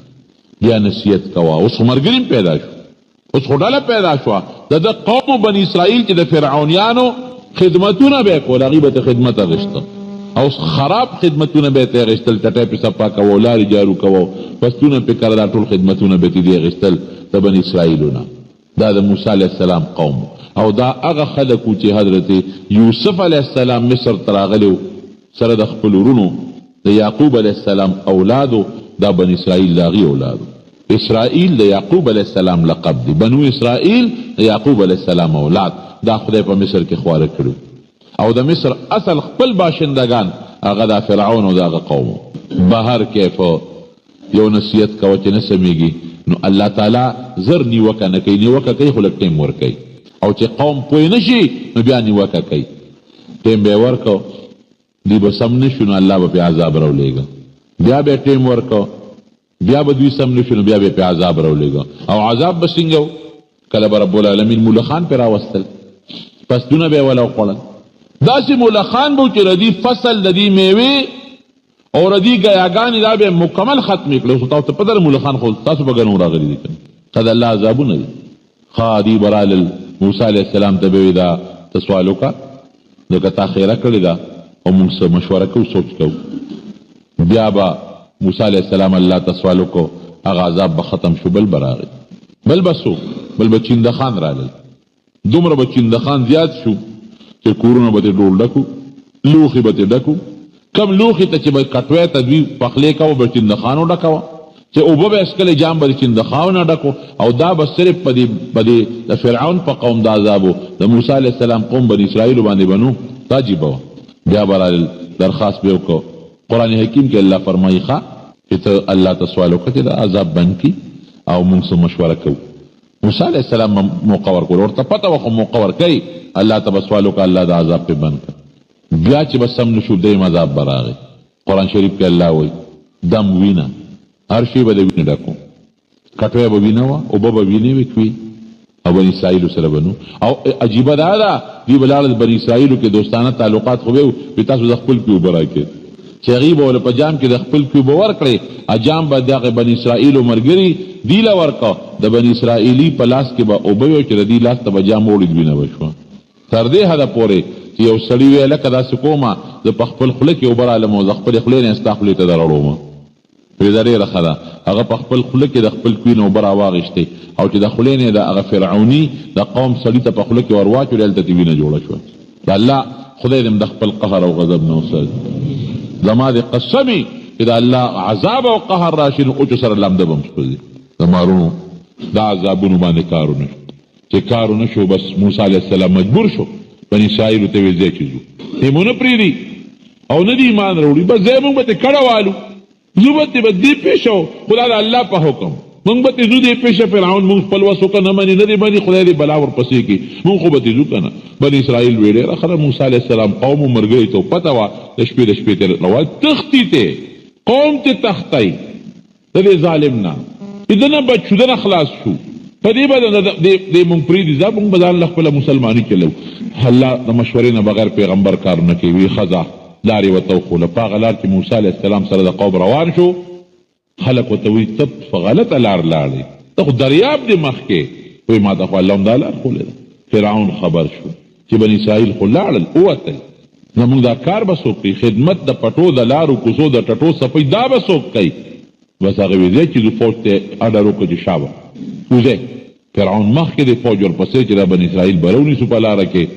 او موسی علیه السلام په دریاب. قومو ته بیا وایي چې ګوره موږ درته وایي چې لار دې غلطه کړه، په دریاب ورلو. ما ته خو الله دا کړ، خو الله اوس څه حکم. او داسې وخت و چې د موسی علیه السلام قافلې پسې د فرعون لښکر راورسېد. انا لمدرکون، اوس پسې کېږي. وایي داسې وکړه چې دا کونټۍ خو تعالی ما د کمال شی درکړی دی. انا لمدرکون، اوس پسې کېږي. وایي داسې وکړه چې دا کونټۍ خو تعالی ما د کمال شی درکړی دی. دې وبولې یو څه چې کونټۍ وبولې یو څه هغې کې لارې جوړې 12 لارې 12 قومونو. د یعقوب علیه السلام 12 بچي، دا هر یو بچي دا قوم به اولاد ځان له قوم 12 لارې شو. ځکه 12 لارې دي چې په اسانه پې تېر شي. یو لاره باندې به لږ ازدحام به ډېر او اسانه به هم په دې وي چې اعلان به چې هر یو قوم پلان کې قوم په پلان 1 نمبر لار پلان کې قوم په 2 نمبر لار، پلان کې قوم په 3 نمبر لار، پلان کې قوم په 4 نمبر، نو جګړه بم جوړه نشي او تقسیم بشي او پاسانه به پورې دا نه چې د قومونو دشمنی وي او بل سره. او بیا هم الله عجیبه دی دا اوبه خو اسم شفافي دي، اوبه ته الله لکه شیشه کړي چې یو بل ویني چې اطمینان کوي. حجري سنگ پورې وتل لکه فرعون را ورسېد. فرعون اوس خپل قوم ته سوي چالاک په دې حرامي کنه په الف لام حرامي قوم ته یو قتل او دا زما هیبت زما د وجه دریاب وشته ده. بني اسرائیل په تیر شو وی اسه خوا دې خوا کوله نه ته جبريل عليه السلام راغی د پړی نه ونیو په زور یې راخته او چې څنګه په دریاب را دن شو شپږ لکه فوج سره څو پلاټون ته جوړیږي شپږ لکه فوج سره په دریاب راوړېدو نو نیم دا سر ته نه دی رسېدلی چې موسی علیه السلام پورې وي دا کونټۍ د دریاب له یوسه چې کونټۍ دریاب له یوړله هغه دریاب چپې یو ځای شوې سره د شپږو لکو لښکر پروردګار غرق کړ. بني اسرائیلو قتل او انتم تنظرون. قرآن شریف کې الله وي ستاسو مخکې یو د دشمن هلاکېدل بل چې ته ورته ګورې او ستا مخکې لږ ټکوي دا بیا بله مسله ده چې ښه خوشحاله شي. او قرآن شریف کې الله فرمایي او چې کله دا ځنکدن پرې راغی دا مرګ د عذاب یې ولیده ای آمنتو بربی موسی و هارون زه خو د موسی او د هارون پر رب ایمان مې دی. فرشته ورته وي اوس چغې وې ایمان راوړې مخکې دې څه کول نو خو د عذاب ولید دا غیب ایمان خو دې ختم شو. او حضرت جبريل علیہ السلام بخاری شریف کی حدیث سے نبی علیہ السلام ته فرمائی عرض وته کوي چې د الله رسول افسوس هغه ټیم دی لیدلی وی چې د کوم وخت کې دا چغې والي فرعون او هغه مونږ ورلو وی د دریاب د میان نه مې تکه توره خټه راواغېسته په دا خوله کې مې ورته ورویشته اليوم ننجيك ببدنك لتكون آیة دا بدن ولا الله رویسته دریاب ته د بدن ولا بارو غورځو یو نښه د عبرت شي. دقه روس چې حضرت موسی علیہ السلام ته الله نجات ورکو او دشمن داغه مخکې الله هلاک کدام دا شوري روز دریاب نه چې پورې وتل او سمخ کې لاړل یو لوی علاقه ده لوی دشت یو طرف ته بحر قلزم دی د کم نه چې دوی پورې وتل او بل طرف ته کوه تور دی کم کې چې د موسی علیہ السلام د الله سره ملاقات شوی او پیغمبري الله ورکړی و. دا ډېره لویه صحرا ده او ډېره لویه علاقه ده وادي سینا ورته وایي. په لاره ځي نو یو قوم په لاره راځي چې هغوی د بوتانو عبادت کوي. قوم لګیا دی بوتانو ته سجدې کوي نو دی فورا موسی علیہ السلام ته ووی چې اجعل لنا الها مونږ لم یو خدای جوړ که لکه څنګه چې د دې خلکو خدای دی.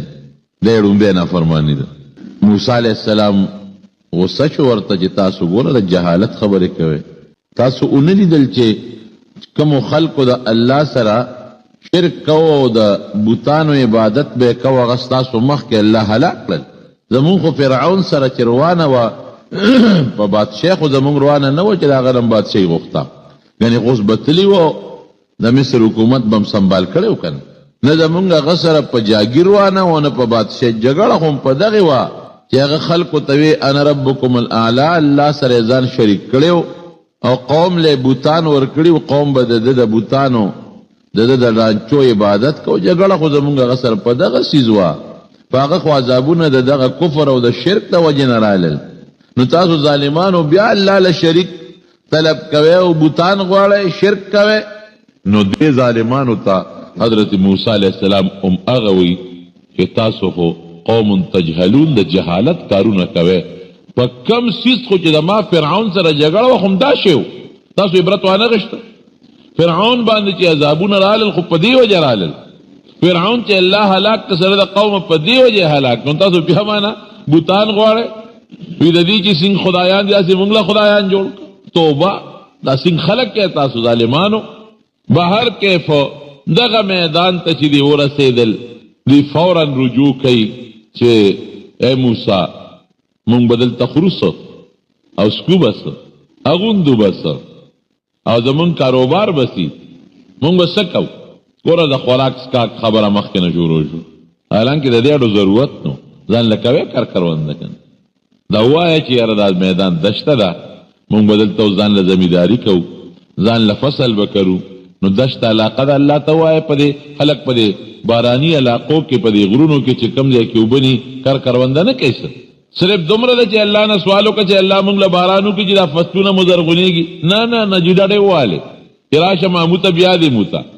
موسی علیہ السلام غوندې عظیم القدر پیغمبر مون چې الله ته سوی منی ډډې به وو تیاره به غواړو تیار خواره موږ له خوراک بندوبست. حضرت موسی علیہ السلام رحم پر قوم ډیر زیات ولې چې انتهایی ظلم فرعون دی خلکو سره کړی دی. خیر دی که دوی له ګډې وړې مووی او دوی ناز و ادام کوي او دوی له غونې نخریم کوي برداشت به کوو سختۍ ډېرې زیاتې تېرې کړې دي. ډېره ښه قرآن حکیم کې الله وایي اذ استسقى موسی لقومه قوم له اوبو غوښتې فقل نضرب بعصاک الحجر یو کاڼې ورسره وي دا په دې کونټې ووهه فانفجرت منه اثنتا عشرة عینا چې هغه کونټۍ باندې کاڼي له غزار ورکړه 12 چینې ترې روانې شوې. 12 کې څه حکمت و قومونه 12 دي. الله ته پته وه چې سبا که دا 12 نیو کمی جګړې به کوي ځکه قومونه یې د هر قوم د بل قوم سره خامخا په زړه کې څه ناڅه لانجه وي. راشه 12 چینې به شي او 12 نهرونه به شي هر قوم به خپل نهر استعمالوي بل سره جګړه به نه کوي. قد علم كل اناس مشربهم الله وی هر یو ته لاره جدا کړه چې دا نهر ستا شو دا بل نهر د فلان کی قوم دا بل د فلان کی قوم دا بل د فلان کی قوم یو بل سره مو جګړې نه خو به خوش وي. ډوډۍ سره به څه کوو جي داسې شي مونږ له الله نه وغواړه چې به ډډې موالي او تیاره راځي. ډېره ښه خبره ده بلکل به هم داسې کوو تیاره به راځي. سهار وختي چې به پاسېدل نو هغې کې بوټي دا واړه واړه په دې ځنګل کې په دې صحرا کې بوټي وو هغې پورې به لکه د پلوسه کې دا چیړ نه وي دقسې به د هوا نه د اسمان نه لکه د پاغوندو په شانتې هغه بوټي د سپینو مومو د سپینو خوراکونو ډک وو. دوی چې به پاسېدل د اونې نه به هغه جوله را وتوږله هغه به خوږم وه طاقتمنه به م وه لذت او خوند به م پکې ډېر و. ترنجبین ورته وي ترنجبین. وانزلنا علیکم المن والسلوى الله وی ما در باندې ترنجبین نازل بهترین خوراک او چې الله د طرف نه نیغ په نیغه کم خوراک راځي د هغې خوند به څومره فایده به پکې څومره. د دنیا خوراکونه چې موږ په کارخانو کې جوړو فایده شته ضرر یې څومره ډېر دی او دا د الله کارخانه کې جوړېږي چې الله کم خوراک جوړوي فایده به څومره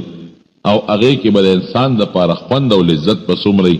بس هر سار به پاسېدل او په دې اونو به د پرخې په شانتې یو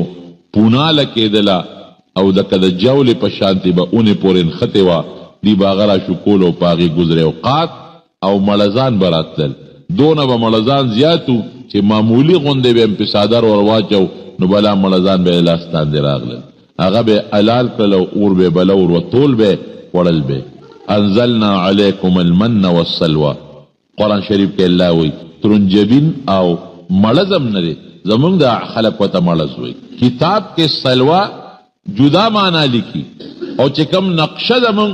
د لغت کتابونه ذکر کوي نو هغه سیسه ورته وی. سلوا مړز ته نه وي مړز راکوټه شی دی مړز کې غوښه هم کمی سیسه ورته وي په د افغانستان کې او دارنګې په دې غرونو علاقو کې وي لکه د کمترې عمره غټ وجود لري غوښې اعلی مزیداري غوښه پکې ډېرئ هغه سیسه او ترنجبین د خوراکو او ورته غوښه به یې خوړه او بېغمه یې ډډې والې وې. خوشحالي ده صاحب د نور به څنګه چل کوو دا نور دی را باندې د بره نه دا خو دا خبره د اکبر باچا لټان دي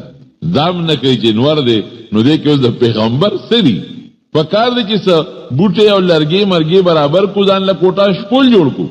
یا ځان له څه خټه لوټه وکړو او ځان له څه کوټه جوړه کو نه مونته ده چې د راشه خو داسې پیغمبر الله را کړی دی چې په هغه الله مهربانه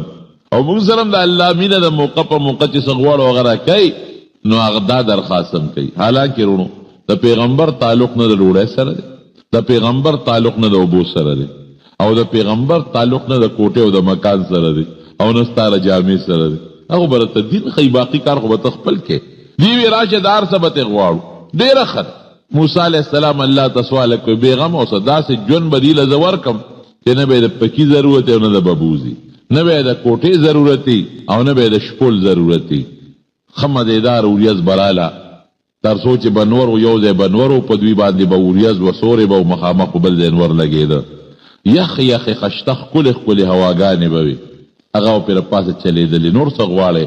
جی جامې سره به څنګه کوو د جامو به څه بندوبسي مونږ به ځان له جامې جوړو او دا خو ګران کار دی او څه نه به جوړو کم خوا به ځو یاره دا مسله به هم دله حل کو هېڅ پروا نشته جامې به مو نه خیرنېږي ځه دغه جامې به نه به انځلو ته ضرورت وي او نه به استری کولو ته ضرورت وي لکه دې زمانه کې خلک کوي او نه به خوټ کواني ته ضرورت دی او نه د واشنګ مشین تاجسته نه د سوباړې او تختې تاجسته ټول عمر جامه غونده خیرنېږي به هم نه صفا سوتره به بوی به هم نه کوي نو ګوره دې نه څه معلومه شوه چې جامه نه خیرنېږي خو وجود به هم نه خیرنېږي که نه چې وجود خیرن شو جامه خیرنېږي وجود سخا شو نو جامه سخا کېږي وجود بین کوي جامه به بوی کوي دا پکې مراله وجود به دې هم پاکي صفا سوتره او جامه به دې هم پاکوي نور هم څه غواړی او که نه نه بس الله بس د خوراک انتظام مو شو د اوبو انتظام مو شو د جامې انتظام مو شو د سور انتظام مو شو د ګرمۍ او د یخنۍ انتظام مو شو نور څه غواړی نه خنوز د الله هم لږ ومنه چې الله دله دا نعمتونه در باندې پروردګار وکړل دومره نعمتونه په مخ د ځمکه په بل قوم نشته کم چې په دغه زمانه کې په بني اسرائیلو د موسی علیه السلام په قوم یو دشمن یې دله غرق کړ د هغه نه اخلاص کړی د هغه د ظلمونو نه بچ کړی او کلو میدان کې رهایش درک او پروردگار دل خوراک و با جامع سور یخ گرمی راغی پورا انتظام کو اوس د الله به هم لږ منل غواړي که نه بلکل صاحب تابعدار ښه نو داسې کوو چې الله نه درخواست وکړو چې مونږ کوم ژوند تېرو د دې قانون راکړي مونږ به شپه څنګه تېرو روز به څنګه تېرو یو بل سره جنګ جګړه راشي یو پسې فیصله کوو د پلار او د زوی د مال یو بل ته منتقل کېدو به څه طریقه او یو بل سره تجارت کو لین دین په کومه طریقه به کوو که اختلافات راشي پسې به ختمو دا صاحب تا چې څنګه خوښوي وی ښه نو تاسو ماله مهلت راکې او زه د الله نه سوال کوم الله ورسره وعده وکړه چې ته راشه دې کوهي تور ته د تور غر ته یو 10 ورځې عبادت وکړه روژه ونیسه ستا د قوم دپاره به یو کتاب درکم او یو قانون به درکم قوم سره مشورې نه پس موسی علیه السلام غار ته لاړ چې کوهي تور دی او هلته کې 10 ورځې د الله په دربار کې روژه ونیوله بعضې علما وایي چې د ورځې بیا روژه وه او بیا به ماښام ماته شوه لکه څنګه چې زموږ روژې دي بلکې بعضې علما وایي چې نه دا 10 ورځې د یو شان روژه وه ماته کړې په دا منځ کې نه ده ځکه پیغمبر له الله ډېر لوی طاقت ورکړي د پیغمبر طاقت دا د 40 جنتیانو برابر دی او د یو جنتی طاقت د دنیا دا 100 ځوانانو برابر دی نو ته اندازه لګوه چې د پیغمبر طاقت د عام 4,000 انسانانو د طاقت برابر طاقت دی 4,000 ځوانان چې څومره طاقت لري دا د پیغمبر طاقت دی الله طاقت ورکړیو 10 ورځې روژه ونیوله اوس 10 ورځې د الله په حکم چې روژه ونیوله نو د روژې سره که ستاسو خیالي د دې خولې نه یو قسم خاص بوی ځي دا بوی د خولې نه نه ځي دا د معدې نه راځي معده تشي د هغې نه هغه سام بړاس راځي په دې خوله خو د خولې نه ځي د خولې د غاښونو کې خامخام لغوندې دغه وشي خیرنوالی راشي نو ده وی چې داسې به وکړمه چې الله له ملاقات لدم چې لږ خولم صفا کم غاښونم صفا کم نو د مسواک و حضرت موسی علیه السلام او ډېر مضبوط مسواک و خولې پاکه کړه چې پروردګار ته هغه مخصوص ځای ته ورغی او الله ته التجا کوي وی تا مسواک ولې وو ما چې الله خوله مې پاکه شي د خولې بوی مې ختم شي خولې نه بوی مې تا ته پته نه لګي چې د جدار د خولې بدبویي په ما د مشکو عنبر نه اعلی او مزیداره لګي تا باندې خو ما روژه 10 ورځې دې دپاره ونیوله چې ستا د خولې نه دغه بوی روان شي او دا بوی په ما خشته مزدار لګي نو هغه چې کم اعلی بوی باندې په مسواک لري که 10 ورځې بیا روژه کا 40 پوره شي 10 ورځې موسی علیه السلام نور روژه ونیوله 10 چې پوره شوې هلته قوم په سوچ و بچار کړي چې موږ د خپل پیغمبر 10 ورځې پوره یادې کړې وي دا خو 10 نه خبرې زیاتې واورېدلې نو په قوم کې خو هر قسمه خلک دي د موسی علیه السلام په قوم کې یو کس سامري ورته وي د هغه خپل نوم موسی و د ده موسی نوم دی او عجیبه دا ده دا الله دی قدرت ته سړی حیران شي. موسی علیہ السلام فرعون کور ته لاړ او فرعون تربیت وکړ. الله تعالی ته پیغمبر جوړ. دغه موسی چې سامری دی دی هم مور په هغه کال پیدا شو چې په کم کال باندې بس فرعونیانو د بني اسرائیلو ماشومان وجل. مور یوړه چې د ما مخکې الالی راشه چې د بیابان کې به وغورځومه. نو بس ته مړ شو بیابان کې او که 400 کل زما د سترګو لوان دي خو بني بیابان کې وغورځو یو ځنګل کې او مور یې راله. هلته الله جبریل علیه السلام مقرر کړ د دې ماشوم تربیت کوه. ټول الله جیبه نظام. جبریل علیه السلام براته او دغه موسی سامری تربیت یې کو. کافر ته جوړ شو لوی کافر. و موسی الذی رباه جبریل کافر. هغه موسی چې جبریل علیہ السلام تربیت وکړه نه کافر جوړ شو. و موسی الذی رباه فرعون مرسل. هغه موسی چې فرعون تربیت وکړه هغه د پیغمبر جوړ شو. دا یو عجیبه نظام دی د الله. خی د پیغمبر کور کې څوک پیدا کیږي؟ دا نوح علیہ السلام په کور کې داغه بچے پیدا شو کافر. او کله د کافر په کور کې رب العالمین څوک پیدا کی؟ دا ابو جهل کور کې اکرمه پیدا شو. اکرمه د پیغمبر علیہ السلام جلیل القدر لوی صحابی دی. لوی صحابی دی جوړ شو. پلار یې څوک د فرعون په کور کې داغه بیبي آسیا کم خلخزه وا. د فرعون لور هغه کم جینې وا او کم انداز ته رسیدلې ده. دا د الله یو خپل نظام دی بس او یو خپل پروګرام د پروردگار روان دی او د خپل قدرت نښې ښیي. دغه سامری د جبریل علیہ السلام چې په کوم څاروي راته او خپه به یې کېښوده د هغې لاندې هغه علاقه هغه ځای به تک شین شو. اوچ ځای باندې چې به د جبریل علیہ السلام اس په کېښوده تک شین به شو پرپېدو به شو. خوره یې جمع کوله چې دې خوره کې هم څه کمال شته. هوښیارو. خو چې کله بني اسرائیل د فرعون د قوم نه تلل او تښتېدل داسې خو نشو تللی. د واده په بهانه باندې دوی د فرعون د قوم نه څه کالي مالي راغونډ کړي. مونږ کې واده دی او ته مهرباني وکړه کالي راکړه. چا د یو نه چا د بل نه چا د بل نه کالي راغونډ کړو. مطلب دا چې مونږ خو به د شپې وځو. د شپې خو به زمونږ ډیوې او شمې بلي. نو هسې نه دوی را باندې شکیان نشي. نو دا به د دوی به وایي چې دا خو پکې ودونه دي او مونږ نه کالي او زیورات وړي دي نو شک به یې نه ځکه ویښ دي او شمې ډیوې بلې دي چې پکې واده دی. هغه کالي خو دوی سره و. فرعون او قوم کې هلاک شو. سامري اوسو دې قوم ته وایي چې دا مهرباني وکړې چې دا کالي راغونډ کړې. دا خو حرام دي. دا خو د فرعونیانو د قوم دي. او دا مال راکړې چې موسی علیہ السلام راشي نو بیا به د هغه نه تپوس کوو چې دې سره څه وکړو. اوس یې راغونډ کړې. قوم هم وایي چې واقعي هارون علیہ السلام هم په خپل اعتماد کې واغېست. وایي چې دا کالي خو راغونډول پکار دي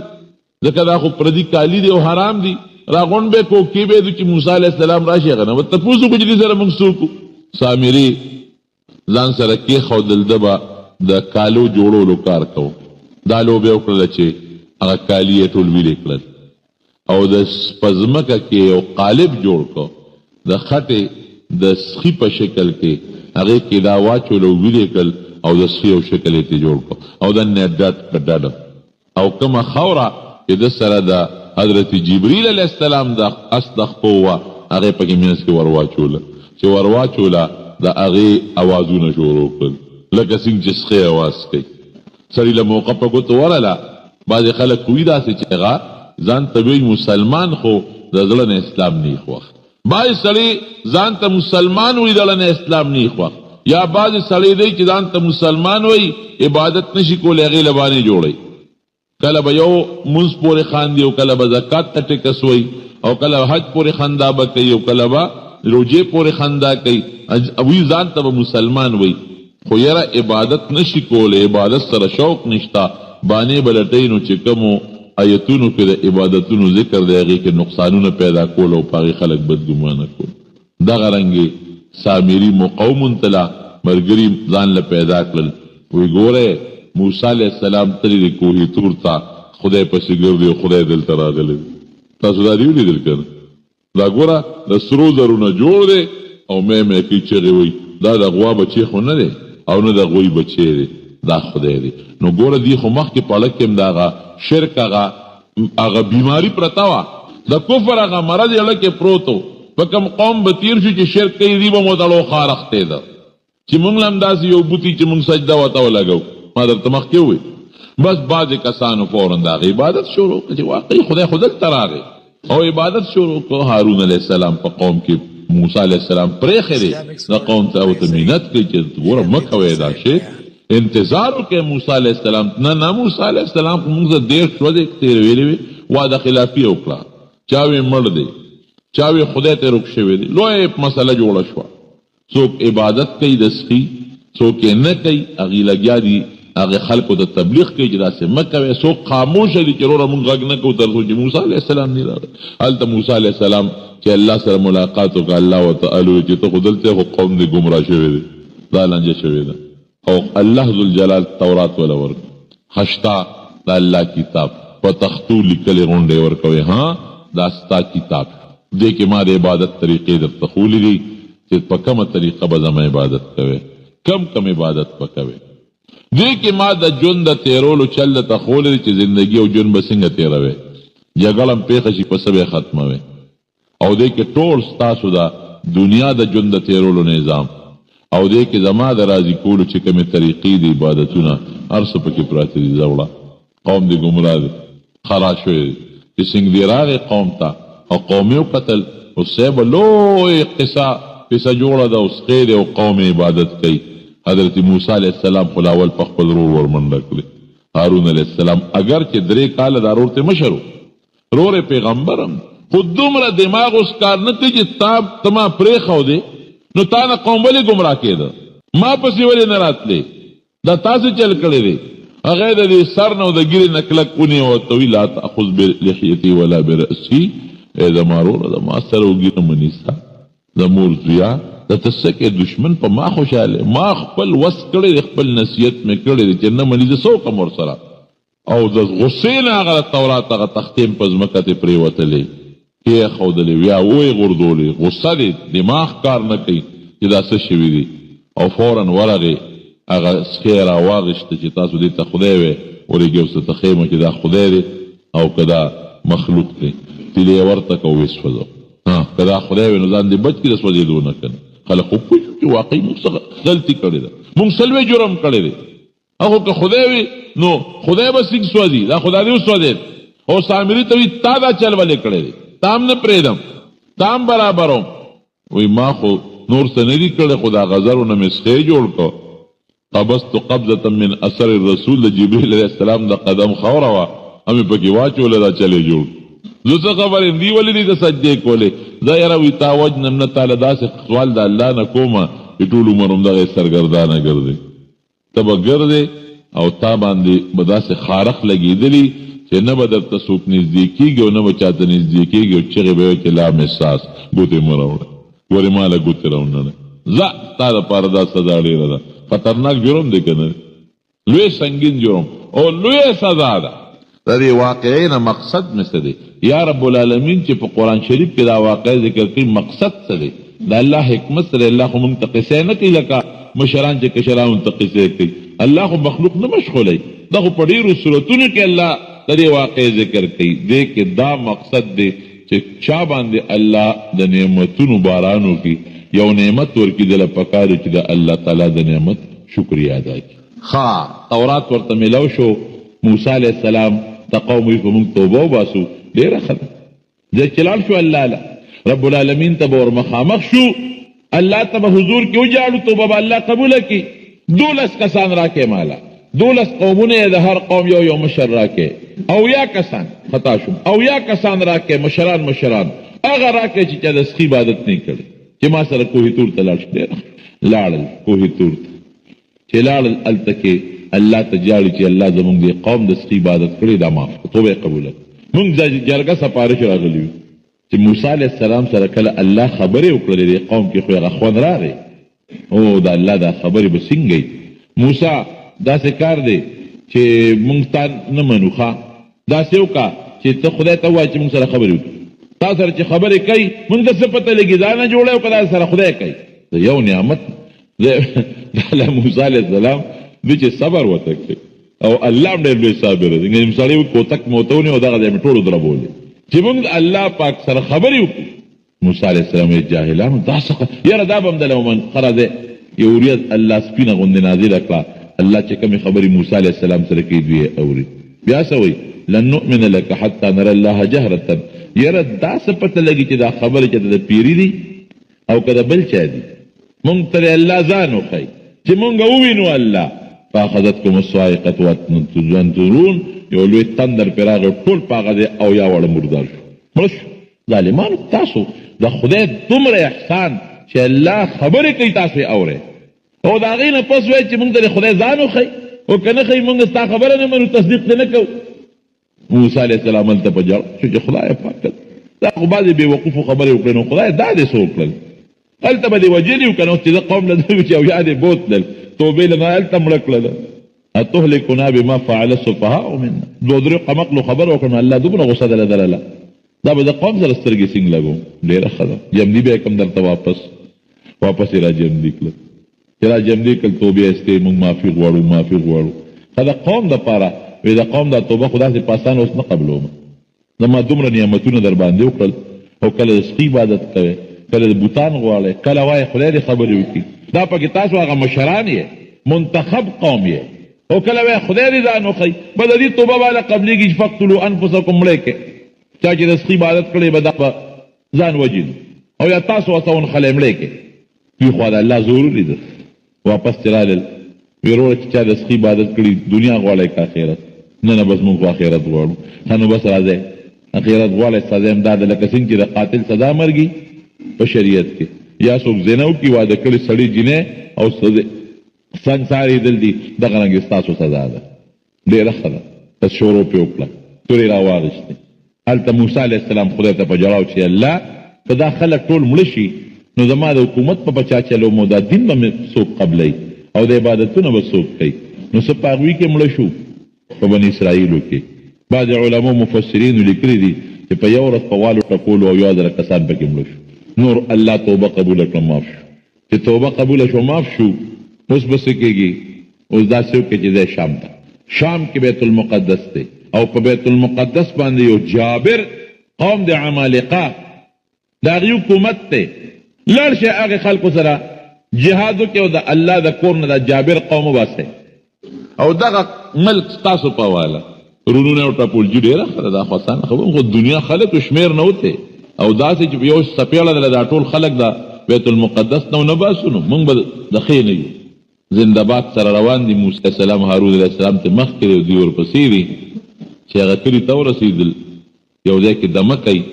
موسی علیه السلام ته وایي ګوره د جهاد خو څه طریقې که نه وي او بلاول به یو څو کسان ولیږو چې معلومات وکړو چې دا خلک څنګه اوسېږي څنګه خلک دی څنګه نه دی لار رو ګودر برابر کړو بیا به موږ جنګ کوو. موسی علیه السلام ډېر 12 کسان د هر قوم مشر یې واغېسته وي تاسو لاړ شئ او تاسو د عمالقو کورونو کې چکر ولګئ په دې علاقه پوره جاسوسي وکړئ بیا راځئ. دا مشرانو دا چې لاړله عمالقه پې پېښ شو چې دا خو څوک دښمن جوړ له راغلی دی او بلا قوم زمونږ د کلي خوا کې سره دیره دی.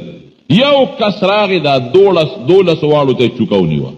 او 12 واړه په مخه کړل او په یو کوټه کې بند کړل او ډېر لوی پهلوانان او مضبوط خلک مشر ته یې پېښ کړل. صاحب مجرمان جاسوسان هم نیولي دي دا وجل غواړي. هغې ورته وایي مشر ویې نه وجنې ما دا څه وکړې دا پرېږدې خپل قوم ته به لاړ شي زموږ د طاقت بیان به ورته وکړي هغوی به ویرېږي حملې نه وبچ شو. چې څنګه رالل موسی علیه السلام ته یې الوجه صاحب هغه خو ډېر تکړه خلک دي بادر یې څونه تکړه دي که دا یو ډېر هم پهلوانو د 12 مقابله کولی شي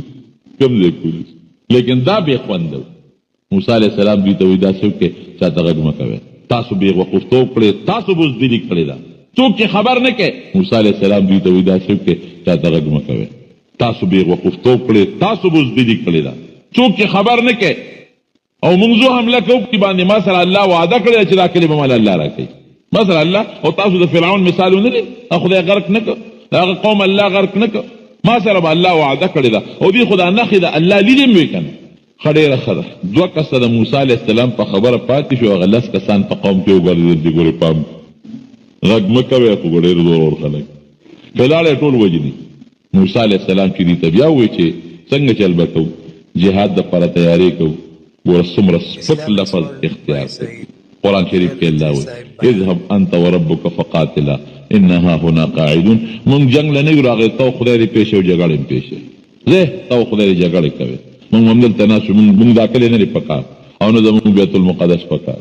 اوس وایي تاسو فیصله وکړئ دا الله نعمتونو ته وګوره او د دې سپیرو هټ دړمه ته وګوره هم لیدل ارسه. او دویم اوس کا مونږ یو خدای دې مساتیر داسې حالاتونه او مونږ نه پیغمبر لیدل د پیغمبر معجزې خو مونږ پستر ګونی دي لیدل بیا الحمدلله منو. پیغمبر مو پستر ګونی لیدل الحمدلله بیا منو. دی خو پیغمبر په مقور سره موجود دی داغه معجزې ویني هغه د کانی نو به ولیدلې هغه ترنجبین او هغه سیسه ولیدلې د جامو هغه نخرین والی ولید اكو هتور کې د الله خبره ووري دي هغه مړي چې واپس جمدي شو ارسي ولیدل او سره راغی دونه نافرمانی. بس الله وی تاسو نه په مرګ نه په کوته کې سپیرو بس یو فیصله ده چې تاسو وای دا ده خدي نو تاسو باندې دا مقدس ازمکه بیت المقدس سلويخ تو کالو د پار بد شو حرام شو در باندې هم دې ازمکه کې به ګرځي نه به یو خاطلې شو نو بل خاطلې شي زه سپیرو چې څنګه تاسو دا کم جون وخت هم دقه سی بني سلويخ کالا پاغه دشتو بیابان کې د دوی جون شو سلويخ کالا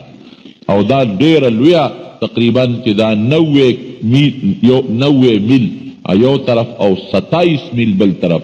لسکم سل میل یو وګدواله او 20 میل پلنواله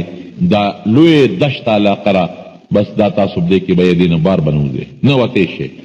الله دی ونه نظام دی نه ته قطات او کلو نه وته جیل کا دی و پاسې دل چې مونږ زو ما خامه پورې چکر به وو ما سوتنه پورې چې ستړي بشو ځای کې بود شو چې واپس برا پاسې دل پاک قزړه دی موجود چې کم نه روان شو. موسی علیہ السلام خو پیغمبر دی خو جدا کېدی نشي. هارون علیہ السلام پیغمبر دی جدا کېدی ته نشي. هغه مو سره پاغه ځای کې وفات شوی دی. سلويخ قال الله دا سزا ولا ورک دا ولې رونو دا الله د نعمت قدر نه کوي شکریا نه کوي ناشکری کوي او سره د دې نه چې د پیغمبر نخ نشانی اینی او د هغه سره سره د الله د حکم نافرمانی کوي. نو حضرت موسی علیہ السلام له پروردگار عزت ورک قارون پړه کې سوچو کو چې دا څنګه چل دی د لکتو ګورا مالدار زم. قران حکیم کې الله فرمایي چې قارون له الله دومره مال ورکړو چې دا هغه د خزانو کنجانبا یو لوی ډلې ګرځولې یو کسي کنجان نشو ګرځولې لوی ډلې با دا خزانو کنجانې ګرځولې نو خشته زما مال ما سره دی نوکران زما دي او خان او ګډه چيله او زمکه زما دي او عزت ده دي. حضرت موسی علیہ السلام ته اسکی مو سازش جوړ او ډیر خطرناک دومره خطرناک سازش یو خدله پیسې ورکړي وی دا پیسې والا او چې کله موسی علیہ السلام تقریر کوي نو تبا پاس ته په د الزام ولګي چې دی موسی علیہ السلام خو ما سره بدعملی کړي. دا څومره خطرناک الزام دی ګوره څومره لوی جرم په یو پاک انسان او بیا په پیغمبر الزام لګول ډیر خطرناک جرم دی. حضرت موسی علیہ السلام قوم ته پاسه تقریر وکاو او د بنی اسرائیل خزنر ورته ناستی هغه له الله پیغمبر له الله ډیر لوی تاثیر ورکړ اخذ پاسه دا او موسی علیہ السلام ته आवाज وکړه غونډه چپش اے خلکا ودا سړی تاسو ته تقریر کوي او تاسو ته نصیحتونه کوي او میاس کې راځه دا حالت ته او چې دا خبره وکړه بس موسی علیہ السلام باندې الله چراغ چې خدای دا سو شو خزل आवाज ورکو غلطه دی وی استاد په هغه ذات قسمی کې د اسمانونه پیدا کړی او دا زمکه پیدا کړی رښتیا وایا غنی دا سه خیره در تکوم چې پته به درته وسولږي خداوړه کېدا او پیاره شوا وی د معافی غواړم ما معاف کا وی الوایا وی دغه قارون پیسې راکړي هغه دولت راکړي دی او پیسې راکړي چې د الزام بلګي علی وی فورا موسی علیہ السلام فورا زمکه ته حکم وکړ هغه خو پیغمبر ورته پته چې د ما خبر الله مني وی راکاګه دا سړی زمکه اوسله د قارون په کې وردن نشو د چغه جوړ کړه موسی ما معاف کا اخذر معاف کړه مسمانه غلطی شوی را ما معاف کا وی راکاګه زمکه نور راخ رو بزمکه راخکاو د بچغه والي چغه به والي چغه به والي تر دې حد پوره چې زمکه مکمل غیب کو. نبی کریم صلی الله علیه وسلم فرمائی چې دی به په دې پونده باندې په ځمکه کتاویږي، دا رد سزا ده، او رو رو به لاندې کېږي او تر قیامته پورې هم دقه سزا ده. الله دې مساتي. دا الله د قهر سره ګورې څه سم نه دي. سازش یې جوړ کړ حضرت موسی علیه السلام ته، او داسې خطرناک سازش چې پیغمبر بدنامول، چې دا د پیغمبر بدنامی راغلی و. ستاسو څه خیال چې مولا دې داسې بدنام کړه، هغه خبرې ته بیا څوک وږي، هغه پسې بیا څوک منځ کوي، پراپیګنډه ورپسې خلک کوي، د دین بدنامي ورسره راځي. مقصد یې دا چې دې به بدنام کم، خلق به ماته متوجه شي. الله ته حضرت موسی علیه السلام اوسات او دې الله په خپل قهر او غضب کې گیر. رب العالمین موسی علیه السلام ته وی دا پیغمبر الله سره خپل نیاز کوي، ویړه دې په یخ شو یا والله. موسی علیه السلام په پیغمبرانو کې د جلال خاوندو تیزی پکې ډېره وه، وی معافی خو یې دنه ډېرې زیاتې وغوښتې او معاف دې نه کړ. وی الله ما څومره خطرناک جرم یې وکړ او په مې څونه خطرناک الزام ولګاو، نو دې د پاسه به ما څنګه معاف کړی وی. وی ګوره معافي دې نه وغوښته، معاف کړی به دې. وی تا ته څونه په سوونو چغې درته ووالې معاف یې نه کړ، معاف دې نه کړ. او وی که ما ته دغه وخت یو چغه م والې ولو ما معاف کو. حالانکه الله په خپل پیغمبر ډېر خفه کېږي. دا الله خو ډېر لوی رحم او ډېر لوی کرم او مهرباني ده کنه. هغه هم دغه وخت کې دا سوچ اډوراته نه چې الله ته چغه ووه. موسی علیه السلام ته آوازونه کول، موسی علیه السلام له خو یې پخ کړی، لی وله سوځولی. دغه رنګې حضرت موسی علیه السلام چې کله فرعونیان الله غرق کړل، یو لوی میدان دی وادي تیه هغې ته لاړ. الله پې ډېر لوی احسان وکړه په قومي په وادي تیه کې ورته الله چینې پیدا کړي، د یخو مزیدارو خشته اوبو چینې، او سورې پکې نو دومره چغې درته والې معاف دې نه کړه،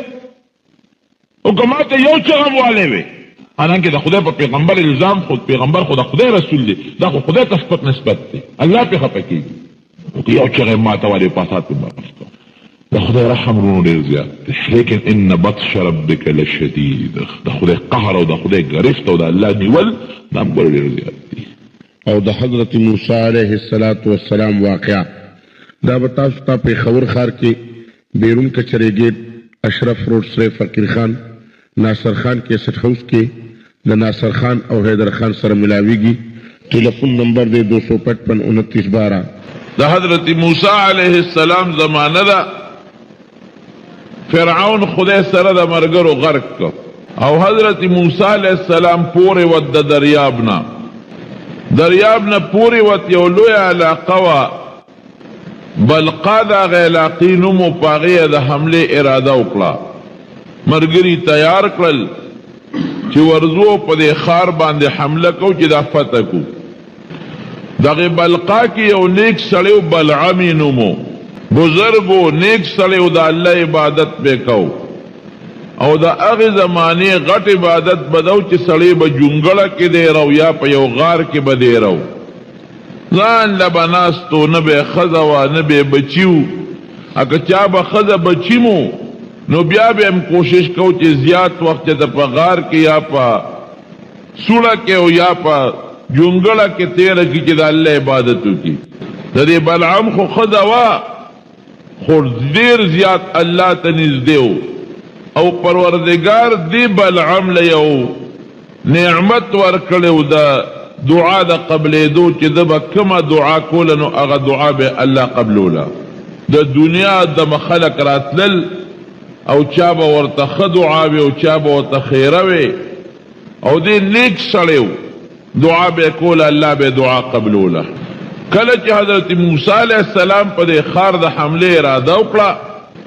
د ښار خلکو بادشاه ته شکایت وکوي، د سره خو موږ مقابله نشو کولی. فرعون د سره مقابله ونه کړې شوه. د فرعون لوی لښکر د په مقابله کې په دریاب غرق شو. نو چې فرعون مقابله نشي کولی، د فرعون لښکر نشي کولی، موږ به ورسره څه مقابله وکړو؟ موږ مقابله نشو کولی. قصبه کو وی داسې وکړه چې ستا په دې رعیت کې یو سړی دی بلعم، هغه ته ووایه چې د موسی علیه السلام ته د بني اسرائیلو ته خیره وکړي. ډېره ښه ده. بادشاه د بلعم ته راغی، ورته کېناسته، وی ګوره زمونږ په علاقه د حملې اعلان موسی علیه السلام کړی سره د مرګرو، او مونږ یې طاقت نشو لرلی، ته مهرباني وکړه د ته خیره وکړه چې دې تباه شي. بلعم ورته وایي چې داسې خو نشي کېدی، زما د هغه خو یو دین دی، زما د هغه خو یو مذهب دی، د هغه مذهب ومنې، د هغه دین ومنې، زما د هغه یو دین دی، جوړه به راشي، حمله در باندې نه کوي. بادشاه درې کاره وکړل. ګوره بعضې بادشاه هوښیاري، د دنیا په لین دین هوښیاري. یو خدا دی چې د بلعم ته پولیس والا مقرر کړل چې دی در نه بار ونه تښتي، وی تا وجنو پرېږدو دی نه، چې ستا د هغه یو مذهب دی او هغه په مونږ باندې حمله کوي، خو ته مرګرې بیا تا بیا چاته پرېږدو، که هغه حمله وکړه نو مونږ به لاول تا وجنو، ستا ښځه به وجنو، ستا بچي به وجنو. تا په خپل اقرار وکړه چې زما د هغه یو دین دی. معلومیږي دا چې ته په ترقۍ خوشحاله. نو که هغه حمله وکړه تا پرېږدو نه یم برک. دویمې دا چلو که چې د ښځې ته واسطه جوړه کړه او هغې له پیسې ورکړې. بعض انسان د ښځې نه مجبوره شي. شیطان هم د بعض نیک انسان ښځه ولمسي او د ښځې په دام کې راولي، نو خرابي کې سړی د ښځې نه مجبوری. ښځې ورلو لمسول او ښځې له لالونه او جواهرات او کالي او سره او سپین پټ راولېږل چې دا خاوند دې مجبوره کا چې موسی علیه السلام ته د هغه قوم ته خیره وکړي که نه، نو ګورې پرېږدو ممنع او که خیره وکړه ورته نو دا دومره دولت او مال هم درې درکوو. دریم کار یې دا وکړه چې د مشرانو جرګې دې بلعم له راولېږله چې تاسو لاړ شئ او درته نصیحت وکړئ، او که دې څومره مال غواړي، دولت غواړي، دا ټول وله ورکوم، خو چې دا موسی او د هغه قوم تباه شي دی ورته خیري وکړي، د خیره الله قبلوي. بلعم په دې درېو وجو باندې را مجبور شو. هلته ورته ښځه لګیا ده چې سړیه که دا خیره نه کې نو موږ به څه کوو. موسی علیه السلام خو دیرا چولې د خیمې یې لګولې دي، لښکر یې تیار کړی دی او اراده لري زمونږ په دې قوم حمله کوي په دې ملک، نو هغه به یا حمله کوي یا به نه کوي. بادشاه مونږ نه پرېږدي، مام وجني، تام وجني، بچي مراله وجني. یو خیره ورته وکړه. هغې خو پیسې اخېستې وې ښځې. هلته جرګه لاړه بلعم ته چې ته ګوره زمونږ وطن یې زمونږ کلي روانېږي، موسی علیه السلام زمونږ وطن روانوي، خیره به کې. بل خوا د بادشاه دبه و پې پولیس پې مقرر دی چې که موسی علیه السلام حمله وکړه نو لومبې به دې وجنو. غریب یې مجبور کړ. دې یو خر و په هغه خر باندې سور شو او یو غر ته به ته په هغه غر کې به د الله عبادت کوو. خر یې روان که چې هغه غر ته ځم او چې هلته اوس موسی علیه السلام ته خیره وکړم، او بادشاه هوښیار و، هغه وی په دې چې الله نه ونه تښتي، کسان یې ورسره هغه جرګې والا او پولیس والا مقرر کړه چې تاسو د خیرو ته غوږ کېږدئ، دی به جدا کېږي ستاسو نه چې په لاره ځي هغه ځای کې خر را پرېوت، خر نه ځي. دی را کوز شو، هغه خر له ذکې ورکوي چې دا خر پاسئ. وی خر ورسره خبرې شروع کړې، دا د بزرګانو کرامت دی چې ته ما ولې وې، زه تللی شم مخکې د فرشتو جال راته ولاړ دی، ما نه پرېږدي مخکې تلو ته، زه څه وکړم؟ دی په دې هم پوه نه شو. پیسه هم ذهن ته راله، جرګه هم راله، د خپل ځان سوچ هم راغی. خر یې پاس او روان شو، هغه ځای ته ورسېده او د هغې زمانې چې کوم عبادت دی هغه خپل عبادت یې وکړو. ذکر دعا د قبلېدو هم دغه طریقه ده. او زما وروڼو د دې نه مخکې استخاره کړه، ورګه استخاره کومه، استخاره چې کوله نو په هغې کې ورته دا د الله د طرف نه وویلي چې ګورې پام کوه غر کېږي که موسی علیه السلام ته دې خیره وکړه. که ته ډېر هم لوی سړی یې او ډېر هم عبادت ګزار یې، خو د پیغمبر د خپې خاورې ته هم نه رسېږي. دا قاعده ده زما وروڼو. دا ټول مخلوق را یو ځای که، دا ټول مخلوق. حضرت عبدالله ابن مبارک نه چا تپوس وکړ، وی حضرت معاویه رضی الله عنه غوره دی او که عمر ابن عبدالعزیز غوره دی؟ حضرت معاویه صحابي دی او عمر ابن عبدالعزیز تابعی دی، لاندې درستو دی. سره دی نه چې عمر ابن عبدالعزیز رحمه الله ډېر انصافدارو، په دنیا کې ډېر انصاف قائم کړو. وی عمر ابن عبدالعزیز غوره دی که معاویه رضی الله عنه؟ عبدالله ابن مبارک ورته وی وجود در علی غونی غونی کا، په وجود مې ویښتو درېدل. وی که دا ټوله دنیا د عمر ابن عبدالعزیز غوندې سړو نه ډکه شي، دا ټوله دنیا، نو د معاویه رضی الله عنه دا هغه اس چې د پیغمبر علیه السلام په مرګرتیا کې په جهاد کړی دی، دا هغه اس د خپو خاورې ته هم نه رسېږي. چې د حضور پاک او چته صحابه او چته رستو خلق، نو که ټول امت را یوځای شي او نیکان او صالحان او علما او هر څنګه خلق، زمارونو پیغمبر ته په مرتبه کې نه رسېږي. پیغمبر له الله لوی مرتبه ورکړې ده. نو درې ځله د استخاره وکړو، درې ځله ورته په خوب کې دا الهامن او په خوب کې ښودل کېږي چې بلعما بېشک عبادت ته ډېر دی، ستاد خیره مون قبله ته مون مستجاب الدعوات ګرځولې. خو ګورې که تا سره دا ټوله دنیا هم ډکه شي ستا غوندې د نیکانو، د موسی علیه السلام د خپې خاورې ته نه رسېږي. پام کوه هغه سره نیغ په نیغه نشي غر کېږي. ګورې خوند یې ونه کړ، لاړ یرم ده او لالچ هم دی. دا دوه څیزونه ډېر خطرناک دي چې لالچ او یره راشي که نه، د سړي نه به ایمان وځي، باید سړی ویریږي. ځکه نبی علیہ السلام مبارک چې دعا کوي نو هغه فرمایي اللهم انی اعوذ بک من الجبن، خدای ما د بزدلۍ نه وساتي. بزدلي او یره دا د انسان د پر خطره ده، او لالچ او طمع دا د انسان د پر ډېر خطرناک دي چې په چا یره راشي دی حق خبره نشي کولی، حق نشي بیانولی. او که چاته طمع او لالچ راغی، د طمع او د لالچ توجم دی، رښتیا خبرې نشي کولی. او دی خوار ته دواړه پیښ دي، یرم پې د بادشاه ده او طمع او خدم ورته لګیا ده. خیر هغه ځان یې هغه غار ته ورسو. دا خلق د بادشاه د پولیس والا او دا جرګې والا ته ګیر چاپېره تو دي چې دی به اوس موسی علیه السلام ته خیره کوي. اتفاق ته ګوره مفسرینو لیکلی دي د قرآن شریف د یو آیت په تفسیر کې چې کله د خیره شروع کړه بني اسرائیلو ته، نو د خولې نه د قوم طرف ته خیره وځي. بني اسرائیل نه یادوي، وی خدایا زمونږ د کلي دا قوم دا تباه کې. هغې ورته لیونې که روغې مونږ راوستې چې ته به د موسی علیه السلام قوم ته خیره وکړې، نو خپل قوم ته دې خیرې شروع کړې. او چې د موسی علیه السلام نوم اخلي، نو خپل نوم یې د خولې نه وخي چې بلعم دې غرق شي. ته خدای ظالمه، مونږ غواړو چې موسی علیه السلام ته خیر وکړو، ځان ته کې مونږ غواړو د هغه قوم ته خیرې وکړه، نو تا خپل قوم ته خیرې شروع کړې. وی قسم دې جبه اخواړو مو دا تاویږي دی بل طرف ته، غرقم کړم تبام کړم ظالمانو. موسی علیہ السلام نوم علم هغه نه راځي، په جبه خپل نوم راځي. خیر هغه ته کوم خپل تان ته راځي کېږي. او بني اسرائیل په خوله علم د هغې په دې ستاسو نومونه په خولې راځي، هغه نه راځي. جبه اخوا تاوم ادې خوا راګرځي، غرق کړم. رب العالمین داسې آفت باندې مبتلا کو چې لکه د سپي جبه بار راوته او دې نوم ته راورسېده، جبه ته یې ویزانده شو. دا د خدای فضل دی. د سپیم جبه ده او زمونږ هم جبې دي. د سپي جمع کم دی پرتی لاندې ویزان دی، لاړې ته بیږي. او د انسان جبه پروردگار په شونډو او په غاښونو کې دننه محفوظ ساتلې ده. دا د خدای څونه لوی فضل او څونه کرم درته الله خولی شي چې انسانه ګورې زه دام کولی شم چې جبه در ناویزان ده که مو ځوړندي او لاړې ته بیږي. در سره مې څونه احسان کړی دی، غاښونه دي، جبه ده، دې له مې درله غلاف جوړ کړی دی، شونډې مې جوړې کړې دي، او د دشمن میانس کې مې بنده کړی د غاښونه خو د ژبې دشمنان دي.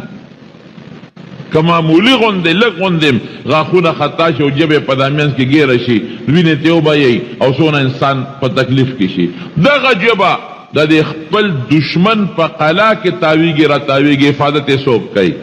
الله کوي. او د شونډو غوندې لویه قلعه تې تو کړې ده، د انسان دننه لاړې او هغه چې څه قصې پسې دي هغه محفوظ دي، پټې دي. د بلعم ژبه ویزانده شوه، خلکو ته ویې غرقم کړم تبام کړم، غرق شوم. بس پوه شو چې دا خو زه غرق شوم، د پیغمبر ته خیرې زه کوم، غرق شوم. وی راشئ بس زه خواستم غرق کې مستت یو چل خیمه، هغه چلو کې نو د موسی علیه السلام قوم به رستو شي، نور خو څه جوړ نه شو. وی څوک وی جنکۍ راولې، جامع ورته خشته واچوي، سرونه ورته سرتور کې، او بني اسرائیلو د موسی علیه السلام په لښکر کې وردن نه کې، سامان ورکې چې په هغوی سامان خرڅول شروع کړي. چاله چاکوان ورکې هلته به خرڅوي، چاله بل شي ورکې د خوراک سامان، چاله جامې ورکې او خشته کې ښکلې کې چې د موسی علیه السلام په لښکر کې وردن نشي، او سامان ورکې پارزان قیمت ته خرڅوي. او که د موسی علیه السلام چې د فوج او خلق ورته کتل نو دوی دې ورته مسکا کوي چې هغوی ورته رامایل شي، او که چا ورته لا سچ او نه انکار دې ورته نه کوي. بس په دې به د موسی علیه السلام قوم شکست مونی په بلې نشی والی. حقه چلې وکړو. بادشاہ وی بس داسې جنکې خشته خوبصورته تیارې کړې او د خرید و فروخت سامان یې وله ورکړه. وی ورچې بني اسرائیلو کې دا خرڅوی او هغوی سره ګډ ګرځی، که څوک لاس هم درته چې انکار به نه کوې. ډېره ښه ده. جنکې تیار شي، سامان وله بادشاہ ورکړه او ورځی وی، او که پیسې درکوي سامان د بادشاہ دی خو پیسې درکوي پیسې ستاسو دي، ارزانه باندې خرڅوی. پیغلی جنکې تیار کړې خشته خوبصورته، خشته جامې ورته واچولې، ویښته میخته سټایل وغیره وله برابر کړل او په بني اسرائیلو کې وردن نه شوې. سامان یې خرڅو دې دپاره چې د هغوی ځان ته رامایل کړي. موسی علیه السلام خبر شوې دا ګورې غم جوړ نه کې، دا ښځې پرې نه دی، خو ښځې خو را دننه شوې وې. په سوونو جنکې دي په لارو کوڅو کې ګرځي، څوک یو شی خرڅوي څوک بل خرڅوي. او دې زمانه کې هم دا شی شته که نشته؟ دا ګورې هغه طریقه را روانه ده د امریکې او د برطانیې او د کافرو. دا یو سازش دی. اوس هم دا جنکې په دې لارو کوڅو بازارونو کې ګرځي او دا سامانونه خرڅوي. څوک شیمپوان خرڅوي، څوک صابون خرڅوي، څوک در باندې چای خرڅوي، څوک در باندې چینی خرڅوي، څوک پنسلې خرڅوي، څوک پینونه خرڅوي، او ځانونه یې جوړ کړي او جامه خشته کړې او جامه ټیټ جامه او سر تور کړې او څوک په کوڅو کې دننه ګرځه، څوک بازارونو کې ګرځه. دا څه دپاره؟ د کمپنۍ مشهورتیا کوو. چې صابون مشهور شي، صابون د کمپنۍ مشهورتیا کوو. د شیمپو د کمپنۍ مشهورتیا کوو. د تیلو د کمپنۍ مشهورتیا کوو. دا د کمپنۍ مشهورتیا نه کوي، مسلمان کش بالکل بې غیرته کوي. هغه شی دی که نه وګورئ د غوندې هغه طریقه ده چې کومه طریقه بلعام د موسی علیه السلام د قوم خلاف هغه خپل قوم ته وښوله، هغه طریقه روانه ده. لارو کوڅو کې جنکې ګرځه، ولې هلکان دي ورته به ګوري چې ځان دې جوړ کړه، تا ته به هلک ولې نه ګوري؟ نبی کریم صلی الله علیه وسلم فرمایي الله اکبر، څه ښکلی پیغمبر دی. په خدای باندې قسم یې سړی حیران شي. ساجبه الفاظ فرمایي وی ښځه چې د کور نه بار وځي، د کور نه بار شیطان څه چل کوي؟ دا ښځه د خلکو په نظر کې ډولې کوي. که بدرنګه ښځه ولې نی، د ډیران د غورځولو ښځه ولې نی، خو شیطان څه چل کوي؟ استشرف لها الشیطان. شیطان کوشش کوي چې خلک دې ته وګوري په توجه په غور باندې. د دې وجې نه چې د ښځه د کوره بار وځي په غټ پړون او غټ څادر کې دې ځان پټ کړي، هغه دې نه ورته ګوري، یو ورته ګوري، بل ورته ګوري، بل ورته ګوري، بل ورته ګوري. د نظر او د سترګو ګناه شوه که نه شوه؟ دوی غم جوړ په لارو کوڅو کې هلکان ناست. ولې ظلم کوئ ظالمانو؟ خور نه لري خپله، لور نه لري خپله، مور نه لري خپله، تربوره خپله نه لري، ولې ظلم کوئ؟ سکول نه ماشومان چوټي شي، وړې وړې ماشومان لارو کوڅو کې خلک ناستې ورته ګوري. څه چل دی وکړه؟ دا ولې ظلم کوي خلک؟ دا ولې ځان سره زیاتې کوي؟ ښځه حیاداره هغه ده چې دا په پرده کې کور کې کېږي. دا خو ظلم د خپل اولاد سره، ښځې سره ظلم کوي. ته د خور سره ظلم کوي، د مور سره ظلم کوي، زیاتې ورسره ولې کوي؟ زما وروڼو، نو دا د انجیوز والا جنکۍ په دا کوڅو کې ګرځي بازارونو کې، دې دپاره سړو له دعوت ورکوي د ګناه، هغې ځان ته رامایل کوي چې ځکه نور څه نه د ګناه نظر خو به وشي که نه، او چې دا نظر د ګناه راغی د انسان نه د ایمان او د هغه د اسلام هغه غیرت بیا وځي، ختم شي. مسلمان چې کافر وي په دقه به وي، په بل طریقې نشي والی. دی چې بې غیرته شو د نه د الله امداد پورته شو. نو بلعام هغه خپل قوم ته دا چلو خو کې تیار کړو، دا بني اسرائیلو کې وردن نه کړی، وردن نه کړی موسی علیه السلام دعوت چې دا تاسو ظالمانو ونه کې ګورې داسې دا جنکۍ منې کې دا وشړی دینه سودا وانلې دا پرېږده دی خپلو ځایونو ته. لیکن بعض هلکان خو وي د نظر ګناه خو شته، د سترګو ګناه خو شته، د غوږ خو شته. بعض هلکانو هغه جنکو له څه ټونګې مونګې ورکړئ. الله څه چل وکړو؟ وبا خدای په بنی اسرائیل راوستا په یو ورځ او یا زره کسان کې مړ شو یو ورځ سره او یا زره کسان مړ شو او موسی علیه السلام خدای ته په سجده پرېوت چې یا الله بنده که دا وبا د بعضې لکانو د وجې نه زما ټول قوم تباه او برباد شو دا د څه د وجې نه دا د نظر د ګناه د وجې نه لعن الله الناظر والمنظور الیه رسول الله مبارک فرمایي زه نه ویم چې څوک چاته په بد نظر ګوري په دې د خدای لعنتي او که څوک ځان له داسې شکل جوړوي داسې جامه جوړوي چې خلک دته په بد نظر وګوري که سړی دی او که ښځه ده په دغه د خدای لعنتي رسول الله فرمایي قل للمؤمنین یغضوا من ابصارهم قرآن شریف کې دی که نه دی مسلمانانو ته ووایه ای پیغمبره چې خپل نظرونه ښکته کړئ مه ګورئ حرام نظر مه کوئ او ورپسې راځي قل للمؤمنات یغضضن من ابصارهن ښځو ته مه ووایه چې خپل نظرونه ښکته کړئ لکانو ته مه ګورئ سړي به ښځو ته نه ګوري ښځې به سړو ته نه ګوري دا ګناه ده سخته ګناه ده حضرت ابراهیم علیه السلام چې کوم وخت کې نمرود اور ته غورځو اور یې بلکه چل نه ورته ولا چې دې اور ته به دې غورځو څنګه هغو په میلونو لرې تاو کوي دې چې ور غورځو خو مونږ به نږدې کېږو مونږ خو دې ته نږدې کېدی هم نه شو ابلیس د انسان په شکل کې راغی هغه د جهنم هغه مچوغڼې لیدې وې د جهنم ټالونه ورته وی داسې ټال جوړ کې او په دې ټال کې دا ابراهیم علیه السلام کېنوي او ټال له جوټه ورکې نو چې دا ټال خطې د جوټه اخري او د اور دې منځ ته شي نو پړې به وشلوي نو دې به د اور منځ ته وغورځي غټ ټال یې جوړ کړ ابراهیم علیه السلام یې پې د پاسه کېنو ټال نوچتي فرشتو نیولې نوچتي شیطان ورته وایي داسې وکړئ جینکۍ راولئ هغې له ډولونه ورکې چې ډول ډنګئ شپېلی ورکې چې ګډېږي ورته دم ډولکي جوړ کې هغې مقصې وکړله دمې راوستې جینکۍ سرونه یې سرتور کړل بې حیایي شروع کړه او چې څنګه رالل ټال یې ګوتې یوړه ټال اوچت شو دا ولې فرشتو نیولې او چې دا مصیبت راغې سرتور در جینکۍ او بې حیایي راله او د خلکو سړو نظر پې پرېوت په دغه جینکو باندې او د هغې په هغه ډمتوب او سندرو خلکانو غوږونه کېښودل فرشتې د رحمت لاړې د ګناه نظر چې د شروع کو د ګناه اورېدل د شروع کړل د رحمت فرشتې لاړې ختم شو د هغې په دی د قهر او د غضب فرشتې بیا راځي نظر ګناه ډېره خطرناکه ده توبه وباسئ په دا لارو کوڅو کې مه کښېنئ ښه د نبی کریم صلی الله علیه وسلم زمانه صحابه کرام دی وسره حضور پاک مبارک یو ځل او فرمایل پلارو کې مکینه ایاکم والجلوس فی الطرقات پلارو کې مکینه صحابه سوي د الله رسول زمون خود الله رو د ناس د نخلاصي نشته مونږ کوم ته کینو خامخا بلار کې کینو پټې پکینو د دروازې مخې ته کینو خلک پلاره تیریږي دا خو مونږ خلاصي نشته خامخا به کینو حضور پاک کو فرمایل خچ خلاصي نشته او لارو کې کینې نو لارې له خپل حق ورکړي الله رسول لارې حق څه دی یو حق ادارې چې څوک دي سلام اچي تاسو علیکم السلام وایي دویم حق یې څه دی یو غریب کمزور دی پڼ دی ورسره ګېډې دی نه شي وړی امداد ورسره وکړي دریم حق یې څه دی نظر ښکته کړي مه ګورئ چا دا د لارې حق نظرونه به نه اوچتوي نظر ښکته کړي یو مسله ګورې دام د بعضې وخت خلک د بل نه خبره پټوي حدیث پاک کې راځي که چا نه خبره پټوله او دې لګیا دې غوږستنې کوي هغې ته خبره پټوي او دې غوږستنې کوي چې دا خبره زه واورم او بل ته ورسوم وایي د قیامت په ورځ به د دې سړي په غوږونو کې الله ګرمه سیکه واچوي